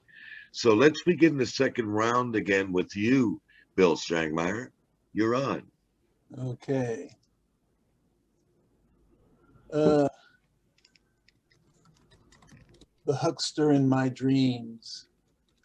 This wintry life, seeking rocks and acorns to return to the fire, to the paradise of longing, to the unironic land where there I found a broken stone, a potion, so it seemed, but put it in a pocket where it ruined all my schemes. She said the time had come, but she was but the phantom soul of old castaway Ben Gunn. My thanks and thanks again, my girl. You are the perfect foil for cool denying of the age-old lie concerning love and loss, concerning boys' adventure tales, concerning glory's cost. Come back inside, one said to me, out of the bitter rain. But I had better plans, you see, ensconced upon a tale my dreams had brought to me while washing me in bile. I love the way some comb their hair, but cannot follow suit. My fate is settled, all is tied, the game drawn up, the ribbon tied, and so I now would thwack the drum. The winter will end, but will its ghost? The hospital ward is here to stay, to shelter us from day. But wait, what is that glinting in my mirrored eye? Oh, false alarm. We are never set loose. False alarm. Okay. Number 2, Mr. Bill. Okay. Keanu Reeves said, how do I confront aging with wonder and a terror? Miscast. But still I'm holding back, and so is my arthritis. While in my mind I'm dancing round the ring and somersaults across the air. I remember the night we jumped across from building top to parking lot and back. We disappeared from the view of the cops, gymnastically invisible and quick. The fights were quick and making love so smooth. We children knew no fear. Sparse gray hair, you say? You lie. There is no court in which to fight this theft, and bigotry still always wins the day. The fault I fought against for years within myself now wreaks revenge as usual on a class. A class becomes a caste. Humanity reveals itself again. And I need more rehearsal time, a mulligan. My fingers then were crossed behind my back. Oh well, an elder statesman patting children on the head, like so many other former stars for whom the character roles are far too hard to dig. Dig deep and find your grave, said the matriarchal fool. Is it a comedy? Is it a drama? Nobody knows. Judgments in time give the lie to our creeds. Aye. Oh, Yeah. Some more good news. Yeah. It's good that poets can walk outside of those hermetically sealed walls and talk to themselves and to others about what's going on. And I wonder if does anybody listen to us, Bill? I don't know. So some people listen to me, I guess. They say they do. If we're like other poets, most of us, they listen to you when you're dead. Because then they don't have to interact or validate. Oh, that was Venn. Okay, well, I got an idea. Next week, let's all make up obituaries for ourselves so people will listen to us. Right. That's it. And right. And declare we have the last filmed reading of, we're going to show you the last words of Allen Ginsberg, Jack Kerouac, and Amiri Baraka. We'll lie. Yeah. And if we lie like that, we'll get hundreds of people on Angora. I'm gonna do a cut-up version of my obituary. Oh, good. I think there's a virtue in just lying. You know, like I said, we're going to have the last will and testament of Allen Ginsberg on Angora Poets, filmed from his deathbed. You can watch with or without masturbation. Yeah. Allen Ginsberg, right? Yeah. Poetry is a lie a poem is a lie that tells the truth, or something like that. Yeah. Okay, so now we're going to go to Rhonda. Hey, Ron, we're going to go back to Atlanta, GA. You need to unmute, Rhonda. So I wrote this, actually one of the reasons I started coming to Paris in 2006 is I was writing this memoir, and I finished it, and then because it's about my family, my mother, brother, and I, when after my father left, and like how we survived, struggled, blah, blah, blah. So the thing is, I was gonna try to get an agent and all that, but then my mom died, and then I got very emotional, and I self-published it. And now it's a year later, and now I regret that I self-published it because I didn't even try to market it. I did nothing. So I decided I unpublished it, and now I'm going to try all over again to, do the. It's almost impossible to get an agent or to get this published, but I figure I'll just try anyway. Nothing to lose. So anyway, on the event of that, I'm going to read a very small chapter because I know we can do it. It's just a couple. It's very small. It's only 4 pages, and that. Wait a minute. How long is 4 pages, Rhonda? Now we're asking for 2 poems, not half of a book. Tell me when to stop. I don't want to do that. I just want you to restrain yourself in the time limit like the rest of us. I know, but it's 4 minutes, a page a minute. Oh, 4 minutes. Yeah, I thought you said 4 pages. Yeah, isn't a page a minute? Here we go. Famous last words. Let's hear it. No, I don't mind if you stop me. I'm not going to get insulted. Paige is. Viviana, she used to put the boombox on you. She'd give you like 8 minutes up at the thing. 8 minutes, and Michael Jackson would start singing. Well, then I think you should go to that reading. Actually, that's for you, honey. She's in New York City. I'm not there anymore. I'm here. Well, when you get back there, you read one piece 8 minutes long. No, can you just I'm not there. Just stop me. I just want to get used to reading it. So I'll read part. If you cut me off in the middle, next week I'll read the continuation. How's that? So you don't have to feel bad. I tell you what, go straight ahead, Rhonda. We're listening. I don't care if you stop me. It won't bother me. Okay, ready? Ravioli Hanukkah. Mom stormed into the house and threw her keys down on the desk, looking up as if she were yelling at God. She screamed, "It's Hanukkah, for God's sake." I had just gotten home from school. "What's the matter?" I asked. They didn't pay me. Right before I left work, they told me that I started in the middle of the 2-week pay period, so I won't get a check until next week. Mom had just gotten a work-study job as a clerk at Suffolk Community College, working part-time in the library. Her hours at the supermarket were cut because business had slowed up. We were really depending on the money for her new job. Her coat still on, she flung open a kitchen cabinet door. All we have to eat tonight is a can of ravioli. Mom rummaged through the other kitchen cabinets as if something would miraculously appear What are you doing? if she looked hard enough. Huh? That bastard, how could he do this to us? Working in your office? Oh, here's something, sorry. Why don't we just ask Grandma and Grandpa for more money, I suggested, wanting to calm her down. They can't keep going through their savings, helping us all the time. They need their money when Grandpa retires next year. I can't make the bills this month. I just can't do this anymore. She looked at me with desperate expression. Then she started sobbing, wailing loudly. I tried to hold her. I was afraid that if she fell apart and went crazy, then she wouldn't be able to take care of my brother and me anymore. Hugging me back, she felt sweaty and warm, even though it was chilly in the house. She went to the bathroom and came back with a tissue. She blew her nose hard and stopped crying. I'm just going to have to go to the welfare office. Maybe they'll give me an emergency check.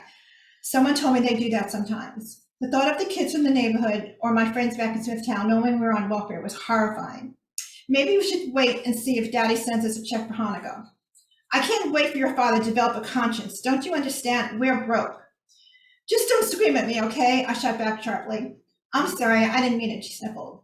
I'm just upset that your father traipses around with that whore, not giving a shit that his kids don't have food to eat. The cards do nothing.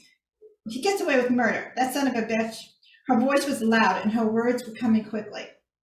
When Morty asked one of the judges what we're supposed to do when your father doesn't pay child support, the judge said, go on welfare. So that's what I will have to do, she said, reaching for her car keys. Let's just hope I don't run out of gas. Wait, I ran to the room and got $2 I'd made babysitting on Saturday night. Use this for gas. Thanks, she said, taking it hesitantly. I'll give it back to you later. Ma, if you get emergency money, we need Hanukkah candles. We don't have any. Okay, she said, rebuttoning her coat and putting on a kerchief. It's freezing outside. Do you want me to go with you? No, you need to be here when your brother gets home. Make the ravioli for you and Drew. Don't wait for me. I walked over to the storm door and watched her drive off, determined and angry. I put on the monkeys and then took out our menorah from the colonial Ethan Allen hutch. I started polishing it while listening to David Jones sing Daydream Believer. The song reminded me of when my father told me about Rosa in his car in Smithtown. I wondered if Dad was thinking about me while I was thinking about him. How could he have changed so much? I thought about Rosa, the other woman, and I didn't even think she was pretty. My mother was definitely the better looking of the two. I just didn't understand what he saw in her. I took off the Monkees album and put on Bobby Sherman. I thought it was good that my brother, mother, and I weren't into buying Hanukkah presents since their birthdays were in December. We would always lit the candles and sang Matzor, our favorite Hanukkah song.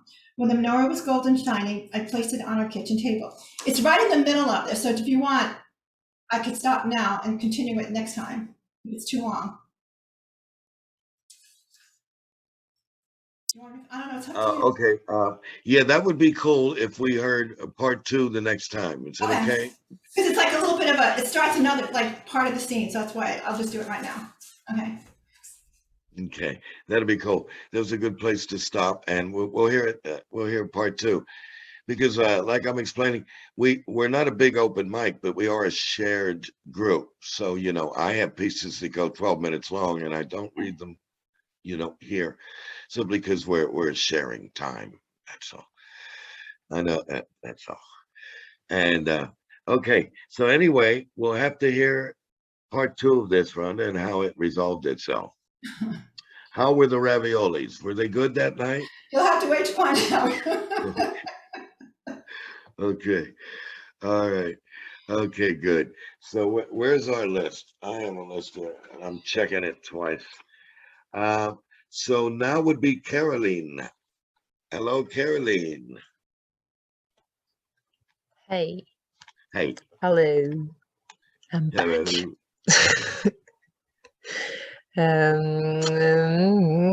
Let's traduce let's translate. Thanks to Bill for the good translation. Let's translate very feminist poem, but in a quiet way. Mm. It's about, I think I already read it in French, but I'll translate it into English. Is it your poem or Yes, someone else? this is my poem. Okay, a quiet communist poem. Well, that would be different. No, feminist. Oh, feminist. Listen to me. Oh, Jesus. I'm going to end up taken down on Twitter. I can just feel it now. No, Okay, it's let's hear not this. really communist. True, I Um, haven't heard any quiet communist poems in a while, actually.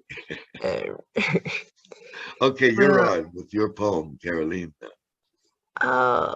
I didn't move at the end of the film when the room was light on. I didn't want to get in a hurry. My eyes were reading the générique, the endings, looking for some known name or something. I don't know, maybe a new film, another story, or end bonus for the late people like me. Tonight I'm alone. Not really. There is the man picking the papers and lost objects on the dans la salle. In the room. I take time to breathe. Outside, I don't want to speak about the film or no. I want to stay alone in the movie.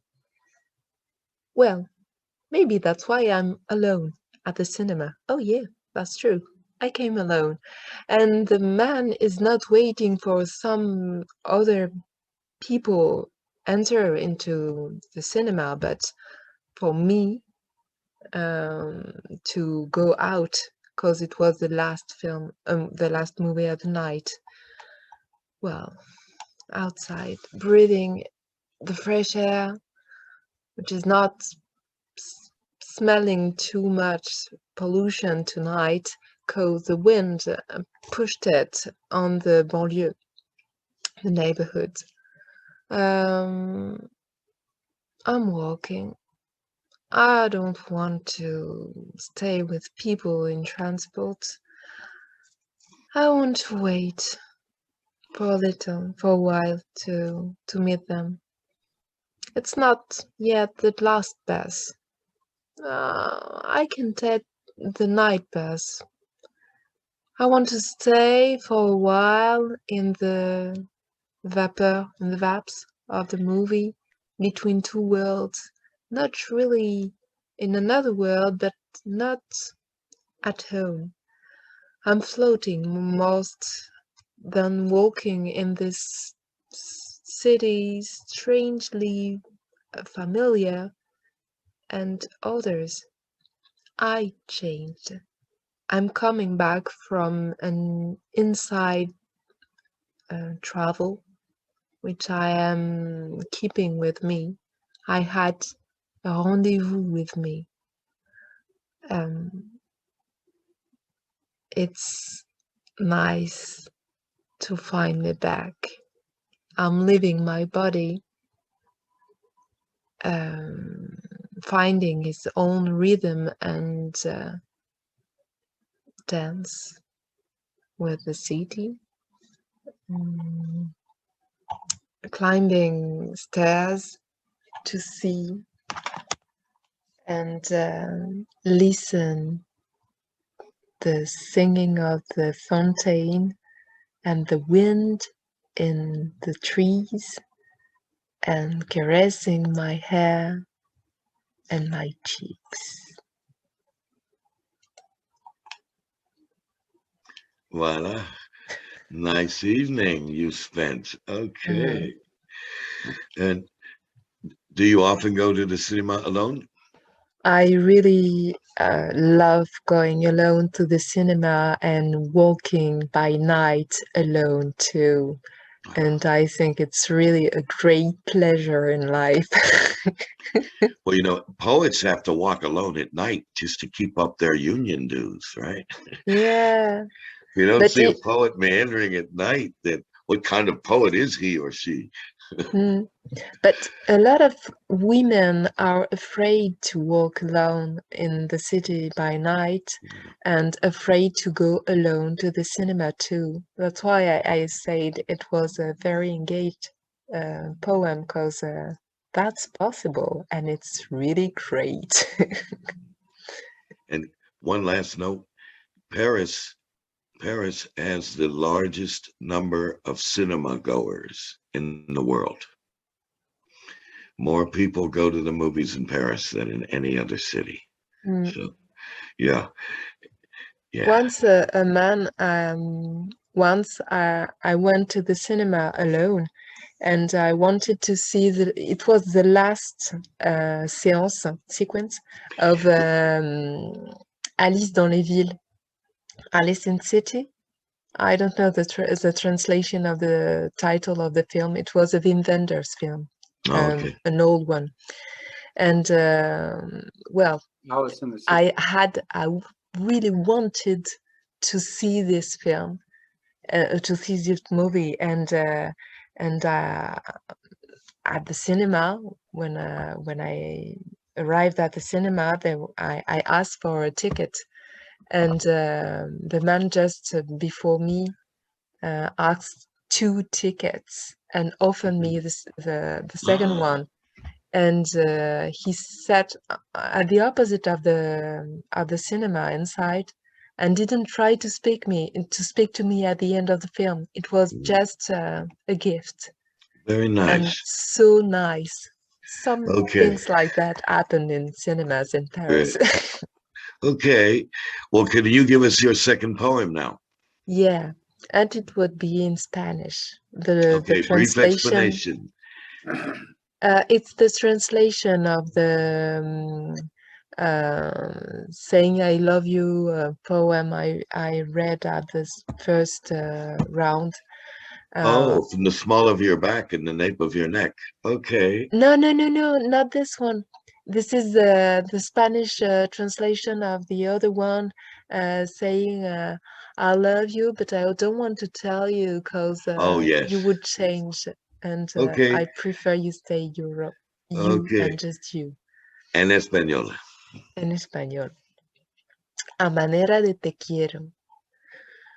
No me importa tu ropa, si te ves demasiado gordo o flaco, o si no te vas vestido, o no si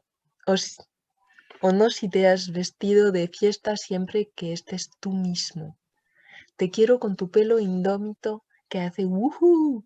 Te quiero con tu jersey de lana encogido en el lavado que casi desvela tu barriguita. Te quiero con tus pantalones demasiado largos que chorrean en tus zapatos, con tu barba de 3 días y tu cara de muerto. Te quiero cuando olvidas de intentar acostarte conmigo, que solo eres tú. Te quiero cuando estás en tu burbuja, cuando te enfadas, cuando estás gruñón, y no te lo digo, olvido, cuando te veo. Ni siquiera lo pienso, aprovecho. Yo me digo que si tú supieras lo que quiero en ti, supieras lo que pienso a veces cuando te veo. Y es como cuando sé que hay alguien que intenta sacar una foto de mí y pierdo mi espontaneidad. Y es esto que me gusta en ti, cuando estás libre de ser tú, solo tú, sin pensar en mí. Gracias, gracias. Yo quiero mucho la poema en español, sí. Okay, gracias. Okay, thank you. Caroline, full of love. Okay. Now let's cross the water again and go back to New York City and hear from our poet Muriel. Hello, you're back, Muriel. Yes, I am back. Good. Sorry, it's not going to be the same ambience, the same atmosphere. Carolyn's poem was about love and very sweet, and Earth for Earth is not sweet at all, so I'm sorry.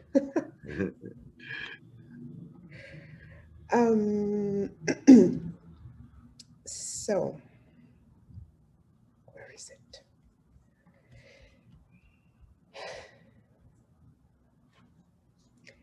Occasionally, they remembered poetry. Remember, man and woman counted ores, liquids, and assessed flooding events in case of unexpected coalescing. Agitated with reasoning, hyperbolic doubt, miserable highs, and grandiose lows, they contracted, subtracted, spoiled the secret union of us. The efficient mind suppressed man and woman's sensation, repressed man and woman's expression, and depressed them. Pressured with accuracy, success dictates, and failure punishments, man and woman converted oaks, squirrels, bromeliads, roses, and me into verses again. Man and woman remembered poetry and taught child that beauty also breathes, until exaltation repleted them and greed depleted them. The same returned many, many times. I loved them every time. Now, you know, man and woman and child, sapiens thrice, did not really exist, but they shaped me, plural and singular. One day, they reached a peak in their intellectual evolution anyway, and began to doubt their existence. To solve the problem, man and woman invented 33,000,003 avatars of them from an outer me named gods and goddesses. Gods and goddesses, invisible creators of me, wearing beards, crowns, crosses, mustaches, long hair, incorruptibility, white robes, and voluptuous chests, filled their psyches. I ceased to be their source and stem. They no longer merged with my muddy skin. No, man and woman birth deities who drudged at granting them infinite power over me. Soon, man and woman understood mortality, a crude function of visibility, would hamper their projects. So they took shelter in their intellect again and plotted divine discontinuation. An extensive, elaborate worship plan began in temples and churches, man and woman built for the gods and goddesses, thereby elevating them to being visible. Ah, mortality, such a crude function of visibility. Mortality, such a crude function. No argument against that. Thank you. Okay, can we hear number 2, please, Nelia? Yes, so number 2 has nothing to do with Earth for Earth, and that's good. Yeah. That could be good. Yeah, because it's heavy, I know. So it's in French, and it's a metaphor on women's intimacy, where the body is perceived as a portal of rapture, love, and loss. Eau stagnante à l'extrême sud du bassin. Aux origines des portes qui se vrillaient dans le secret d'une existence, une bosse, faite d'os, se formait sans crier « Gare au désir de ce qui meurt, puisque tant va la mort à l'eau qu'elle fauche, tous les amours distanciés se contrariant. » La mort passait 2 fois par-ci, ce qui ne l'empêchait pas de passer souvent par-là. Elle empruntait, sans surprise, l'usuel réceptacle cotonneux abritant béances et petits mots, offerts incidemment aux 10 princes y pinçant ses lèvres parfois. Elle abritait flots, fraises et clameurs d'extase en instance, louvoyait rouge en gorge, mordorée de mensuelle luminescence. Dans le fond d'une âme, rarement en joie, une âme de femme, quoi. Les enfants, les amants, exsangues d'amour tout brisé de leurs aridités, après ce qui agace fortement l'ossature issue du bassin au moment des naissances, passent, prenant la fuite, avant de finir par rendre ses eaux, quelle chaloupe en gigue chienne ou calypso. C'est toujours à cause d'eux que les bassins prennent l'eau. Longs les chemins, rouges les pleurs, caillots de briques où rien ne coule plus car tout meurt, tièdes et froides les candeurs, et puis un jour, au coin d'une cuisse à droite et de leur cœur gauche, on voit par la lumière, par la meurtrière, une flamme, doucement laiteuse devenir joyeux. Certains la tordent quand d'autres y tendent des pellicules de chair tendre, en pellicules mignonnettes, dansantes, chantantes, gazouillantes, qui crapahutent et liquéfient d'amour le sang qui bruit toujours de là-haut. Et voilà, on l'entend sourdre en joie, et on devient heureusement sourde à la clameur morne des rumeurs sales de gâchis d'une vie qui n'a jamais cessé d'être jolie. Bravo, bravo. Jamais cessé. Voilà. Jamais, jamais cessé. Okay. That was very nice. Very, very nice. Okay. Woo. It's getting heavier and heavier as we go on. Okay. And now we're going to go to Claire. Hello, Claire. You're back again. It's you. Hey Mo, hey everyone. So, okay. I have a very short English poem called The Moon. The moon, hiding behind the top of the roof, signals a time without speaking. The light changes places, disappears, and offers its gleam to other faces, staring, while the buildings facing me keep silent in luminous wonder, like dull faces in the silence of dawn. So that's a very short one. That's very visual. That's a painting. That's a very good photo or a very deep meaning painting. Thank I you. like the part about the building again. The buildings, the part where you talk about as the buildings face the moon. Wait, I'm looking for the moon. Wait. Sounds like Magritte. While the buildings stand silent or something. Oh yeah.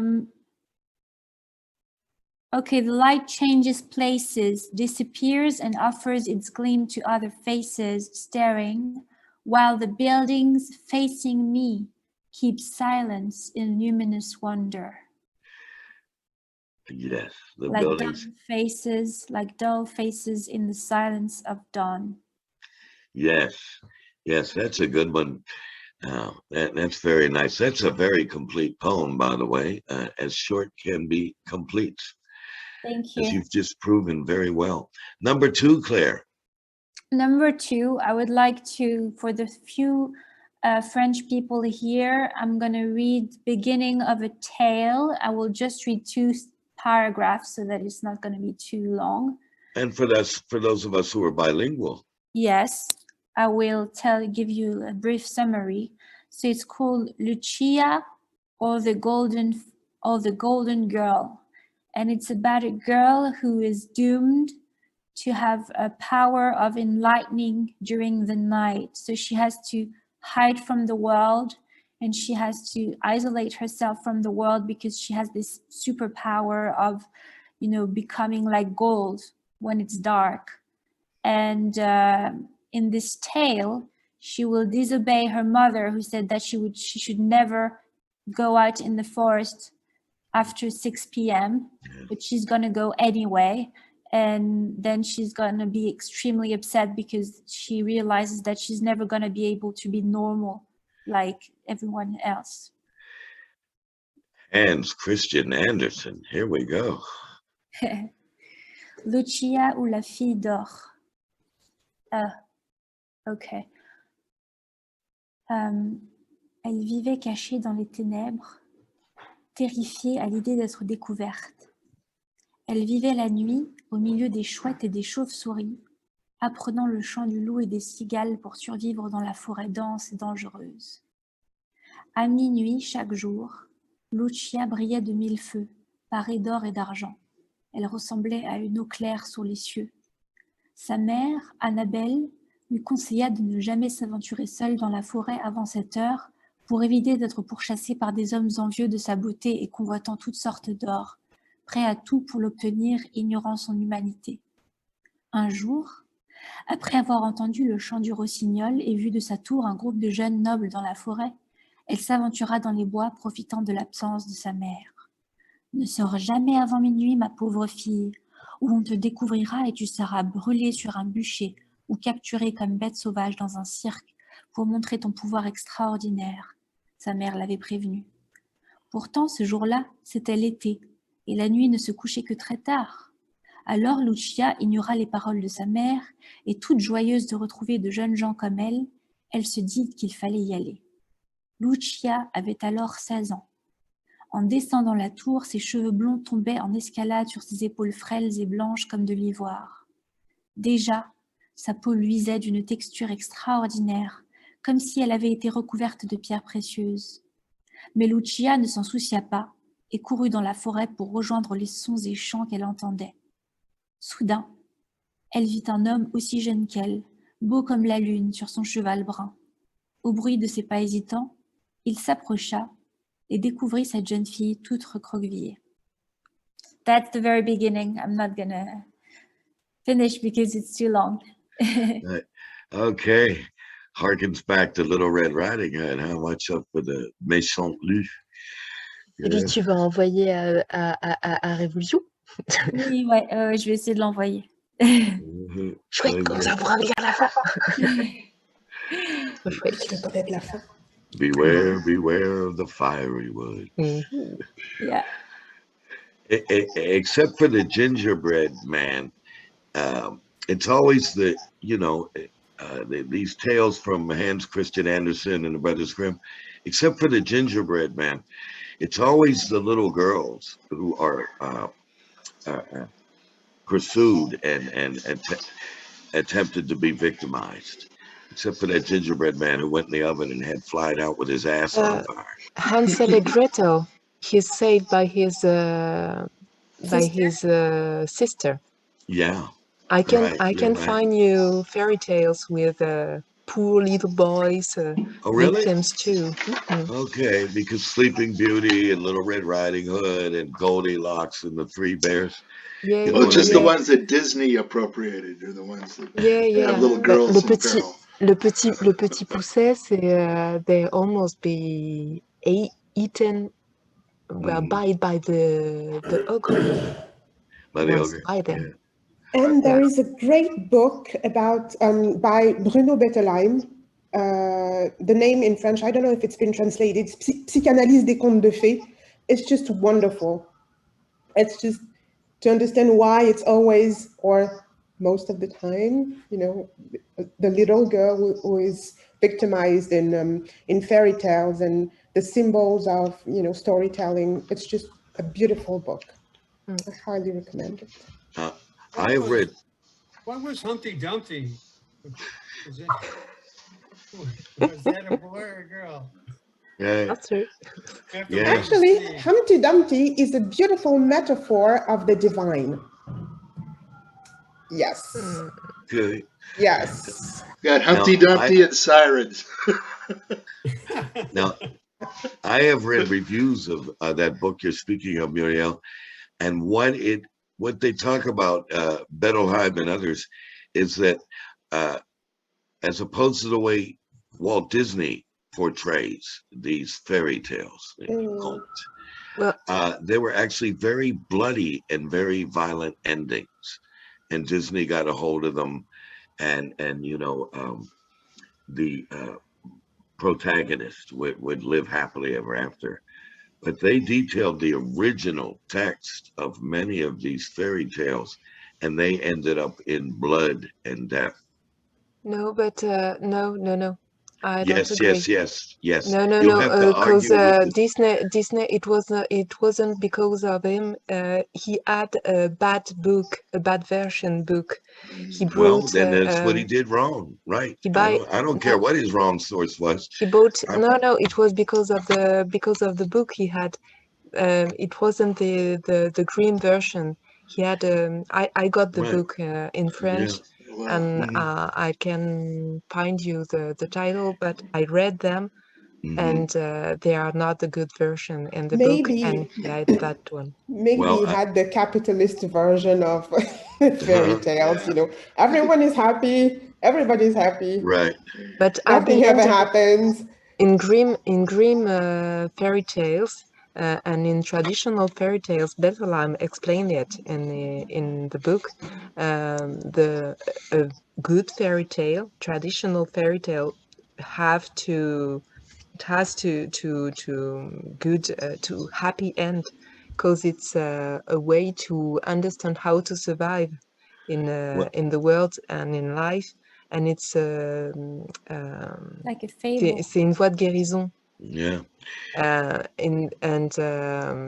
Anderson wrote, he invented fairy tales, modern fairy tales, and they have bad endings, and I'm not sure they are real.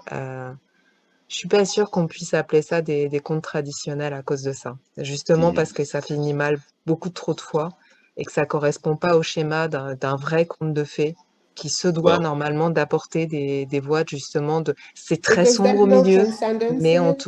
on doit donner à la fin des clés pour pouvoir survivre et dépasser justement l'épreuve. Sinon, ça fait pas le job.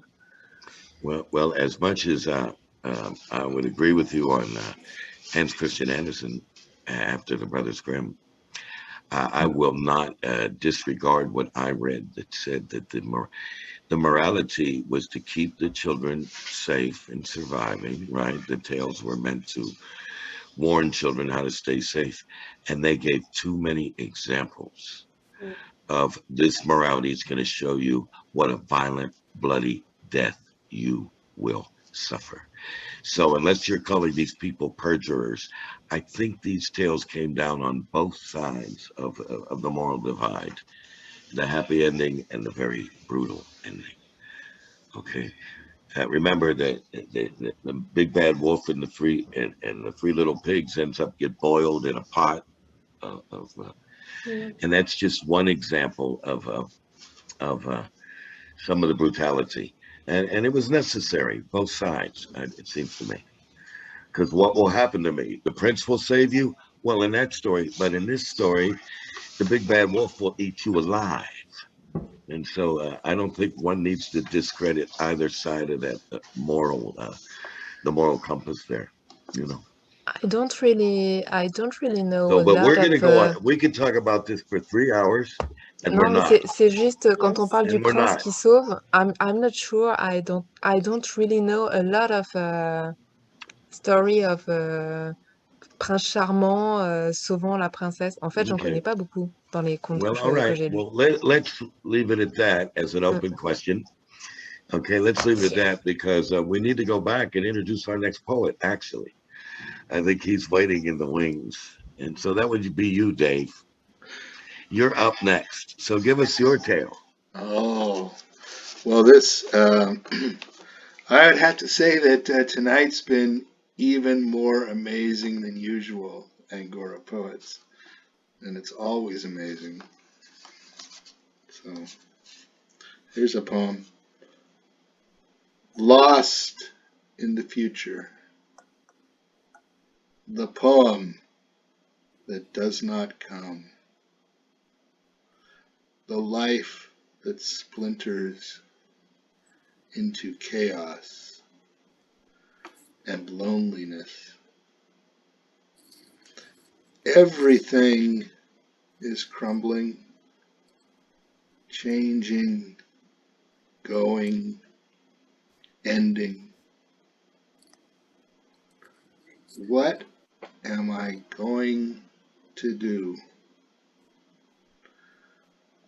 I'm scared of loneliness. What happened to clarity?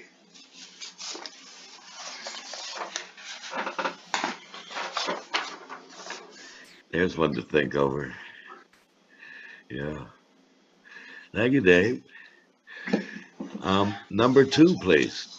So number 2, this period of time is known in Deadhead land as the days between. It's between Jerry Garcia's birthday, August 1st, and his death day, August 9th. And I will preface this poem with a quote from Robert Hunter. Maybe you had too much too fast, or just overplayed your part. Nothing's shaking on Shakedown Street. It used to be the heart of town. Don't tell me this town ain't got no heart. You just gotta poke around. And here's the poem. Garcia's death.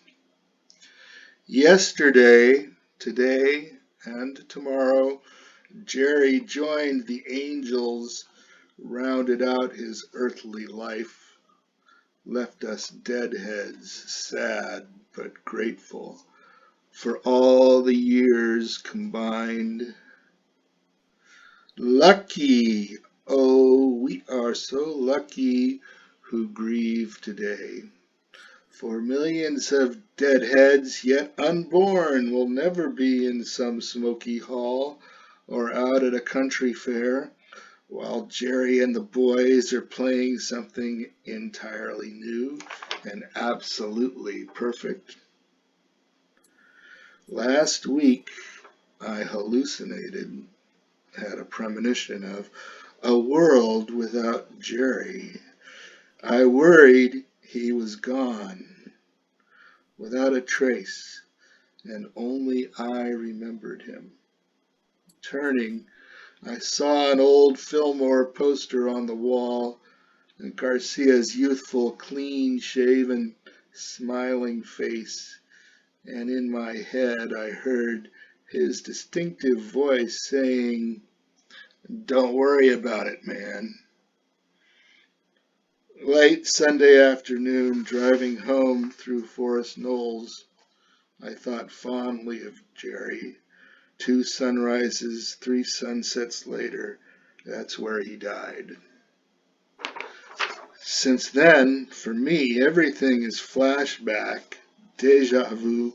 I have already read all the newspapers and seen all the television programs.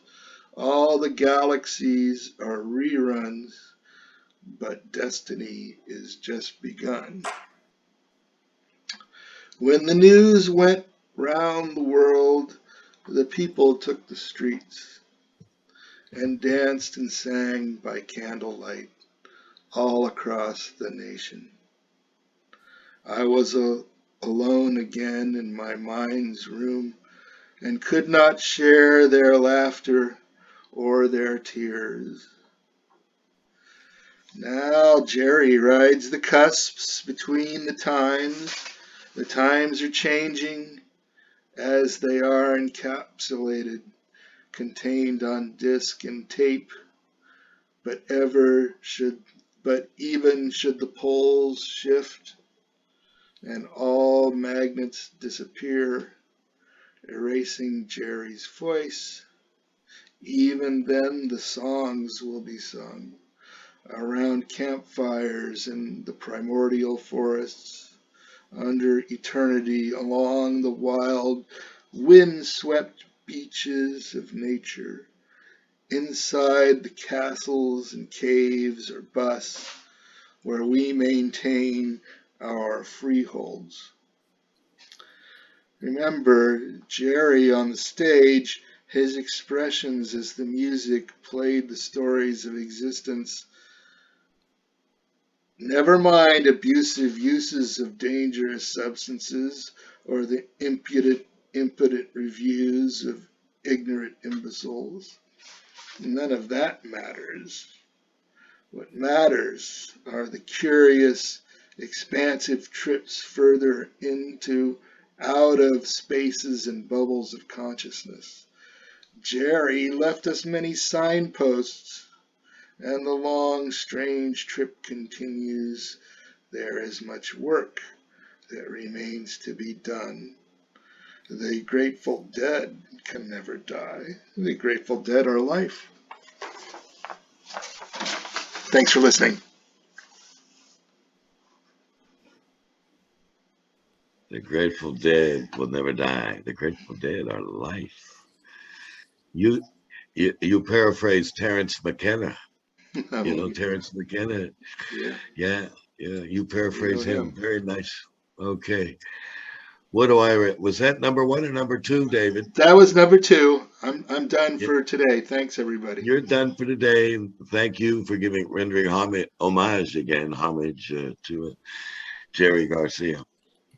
And Pigpen, remember Pigpen? Yep.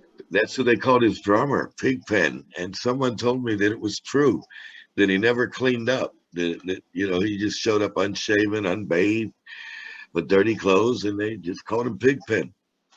And he was a sweet guy by all accounts. You would know better than, okay, cool. Well, he stayed in the band, so he must have been, very, very, very meaningful to them. All right. Thank you. Dharma Dave, giving it to us, leaping into the other dimension. Okay. So now we are going to move on to Jack Cooper. So Jack, it's your turn and you are on. All right. I have a couple of short poems. One is very, very short. I've always been intrigued by the story about the Greek philosopher from what they used to call Asia Minor, whose name was Thales. It's spelled Thales. Who was renowned for having been fallen into a hole because he was so lost in thought. So this is called Hole in One. Abandoned by my own self, I fell into a hole, standing still.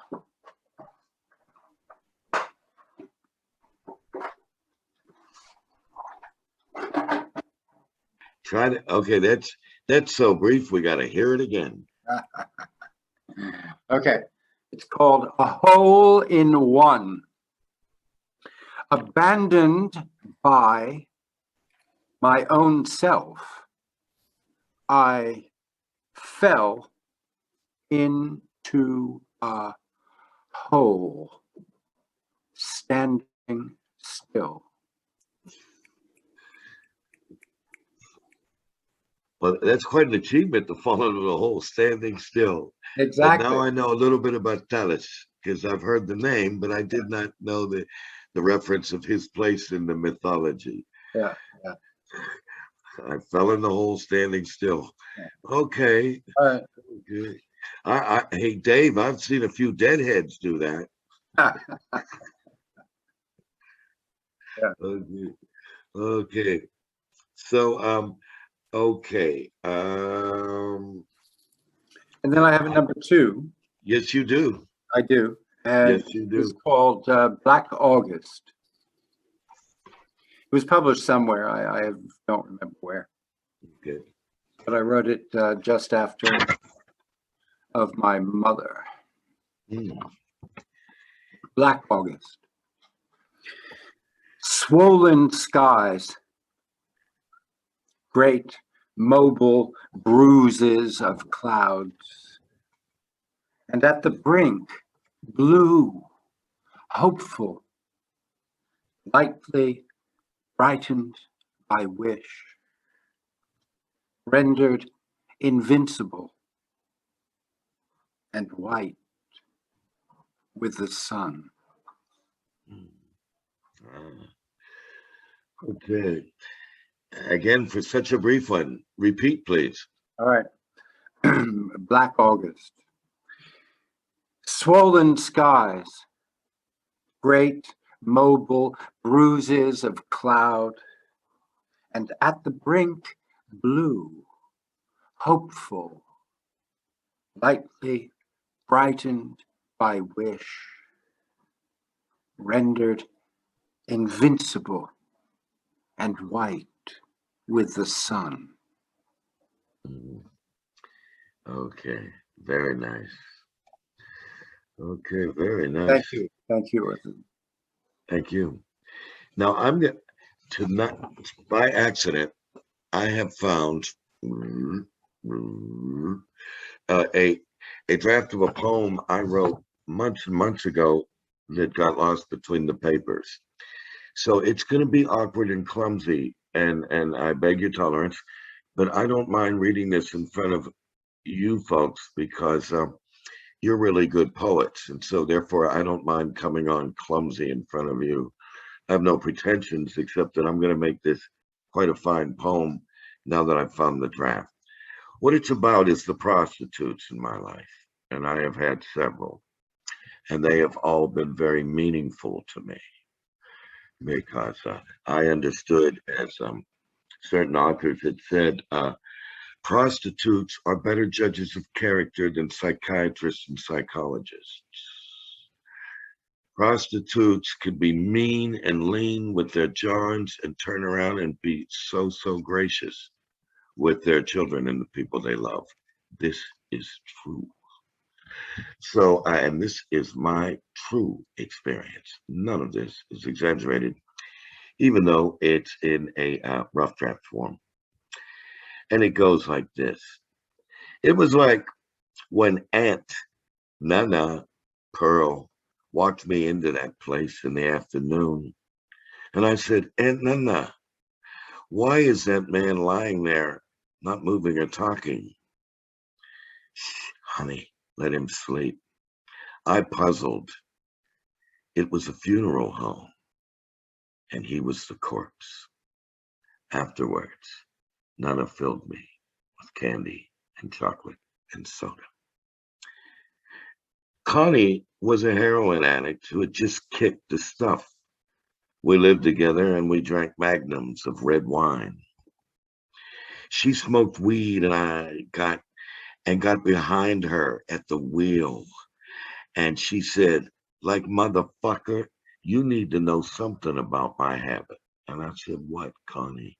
And she said, everybody got a Jones. Wait till you find yours. Jody, as a teen, worked in the rub joints downtown. She heard Lou Reed and she was gone for him. We met one night on the south side in those East End dives till closing time. We had each other's back. She was very lonely and lost. So was I. We found each other, and the old man just kept paying up night after night. Catherine could stop a bus in traffic just with one look of her eyes. Catherine dressed to the nines and was flown to London with the businessman. I think he was gay. She made him look good. She fell in love with Dennis. I had such a crush on her. The poor woman died young, but she sure did live well along the way. Let's see. Yes. Lee Han lives in a room in Chinatown, Paris. 2 years, no job, no papers. She does what she can, talks to her family in Mandarin, translates to me on an English app. She says, I console the loneliness of these lonely times. Sex is no answer, but I send money home. We smile, we hug, and then I told her, it's okay, honey. You can be dirty to do the deed. Though no effect on my own, I was caught up in this movie, Quiet Days and Cliche. And my scene to escort the Chinese hooker to the bar and ask for Henry. The barman actor would say, he's gone, he's left, you missed him. I walked her back to the trailer that night. We locked the door while others were filming. She said, this is the best whore job I've played in 9 months. I'll keep coming back. Okay, that's my draft of prostitutes I have known and liked and loved in my life. So I will untangle that and actually add 1 or 2 more that I met in life, particularly when I was driving a cab and she had 2 children. And I would pick her up before she went out to work the streets. And she would fill a shopping cart in Sears and Roebuck and fill it to the brim with toys for her child. Get back in my taxi. I would drive her home. She would shower her 2 children with gifts, go back on the street. I would pick her up at 2 a.m. and bring her back home and ask her, how you doing? She said, shit, it's a living, man. Don't try it yourself. Yeah, that one just came to mind. So, and look who's come to the screen. Look who's come to Tony. Hello, Tony. Take a bow. Wow, he's bigger, Jack. Tony done grew a lot since the last time I saw him. Look. So how's it going with Tony, Jack?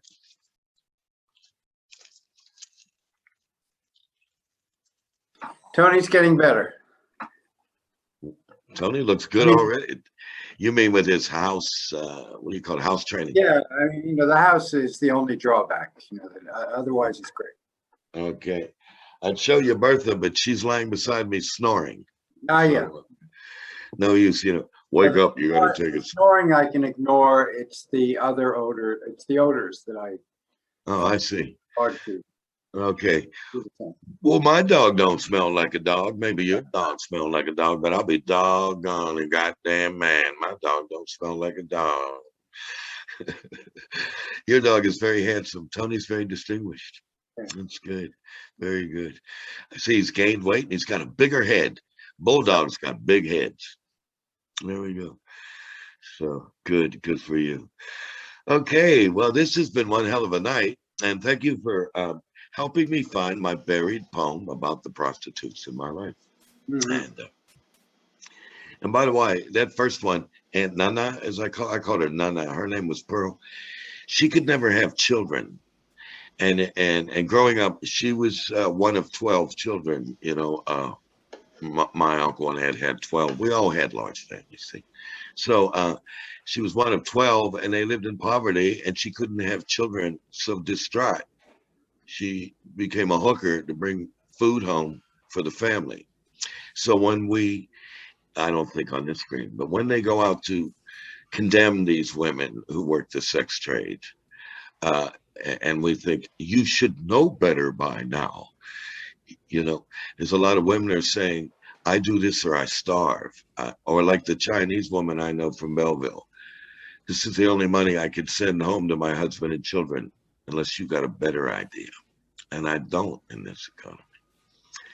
So, ideally there would be no need for sex work. But as we've explained in love and politics and other situations through our poems, sex work remains because of that economic need. And frankly, as you all probably know, I don't know any hookers that were happy that they were hookers. So that's some kind of deluded male fantasy. Yeah. In fact, most of them disliked their happy hooker, right? Yeah, that was bullshit, the happy hooker. Yeah. Yeah, that was bullshit. I was living with Connie when that came out. The hooker who her pimp hooked her on heroin. Yeah. And like I said, we moved in when she was kicking heroin, and she was telling, oh, this happy hooker, you don't want to hear the foul mouth retort she gave about the fallacy of that movie. It's basically give me a break about a happy hooker. What was her name? Xavier Hollander or something? Yeah. Now, my friend Catherine, who was a call girl, now she distinguishes herself because she only went out with rich men who could pay a lot of money. And they took her around the world because she was arm candy. And I tell you, she would walk into our place where we were just there in jeans and jerseys and sneakers and walk in and go, how do I look? Do I look all right? And we would die of envy of how good looking she was. And again, off work, like my girlfriend who worked in the rub joint, they were just normal, nice people. We were young. They didn't get jaded at that age. So much for that. Who else wants to say something for or against or different about anything? Anything on the planet of this screen? Anybody? It's kick-ass poetry all night long. That's all I got to say. Okay. I agree with that. And I certainly agree. And Claire, I'm glad you got back on. Yes. Me too. Yeah. And I'm glad that Rhonda, the cougar woman, don't text that man, she got in after having some difficulties. That was funny. Hey, and it I was think great that's- having Joe join us for the first time this evening. Yeah, Joe Kidd, huh? Joe, Detroit, Motor City. That's great. We need some more poets from Detroit, and following in the spirit of John Sinclair. All right. So what do you do Great. at the end of the reading, at the end of the session there, Mo? What do you tell everybody? It's I time to tell say, them that. okay, I say, everybody, thank everybody. Thank Thank you, everybody. Thank you. Everybody. Thank Okay, you. so you all be well. Keep writing that Thank poetry. Have a you. good night.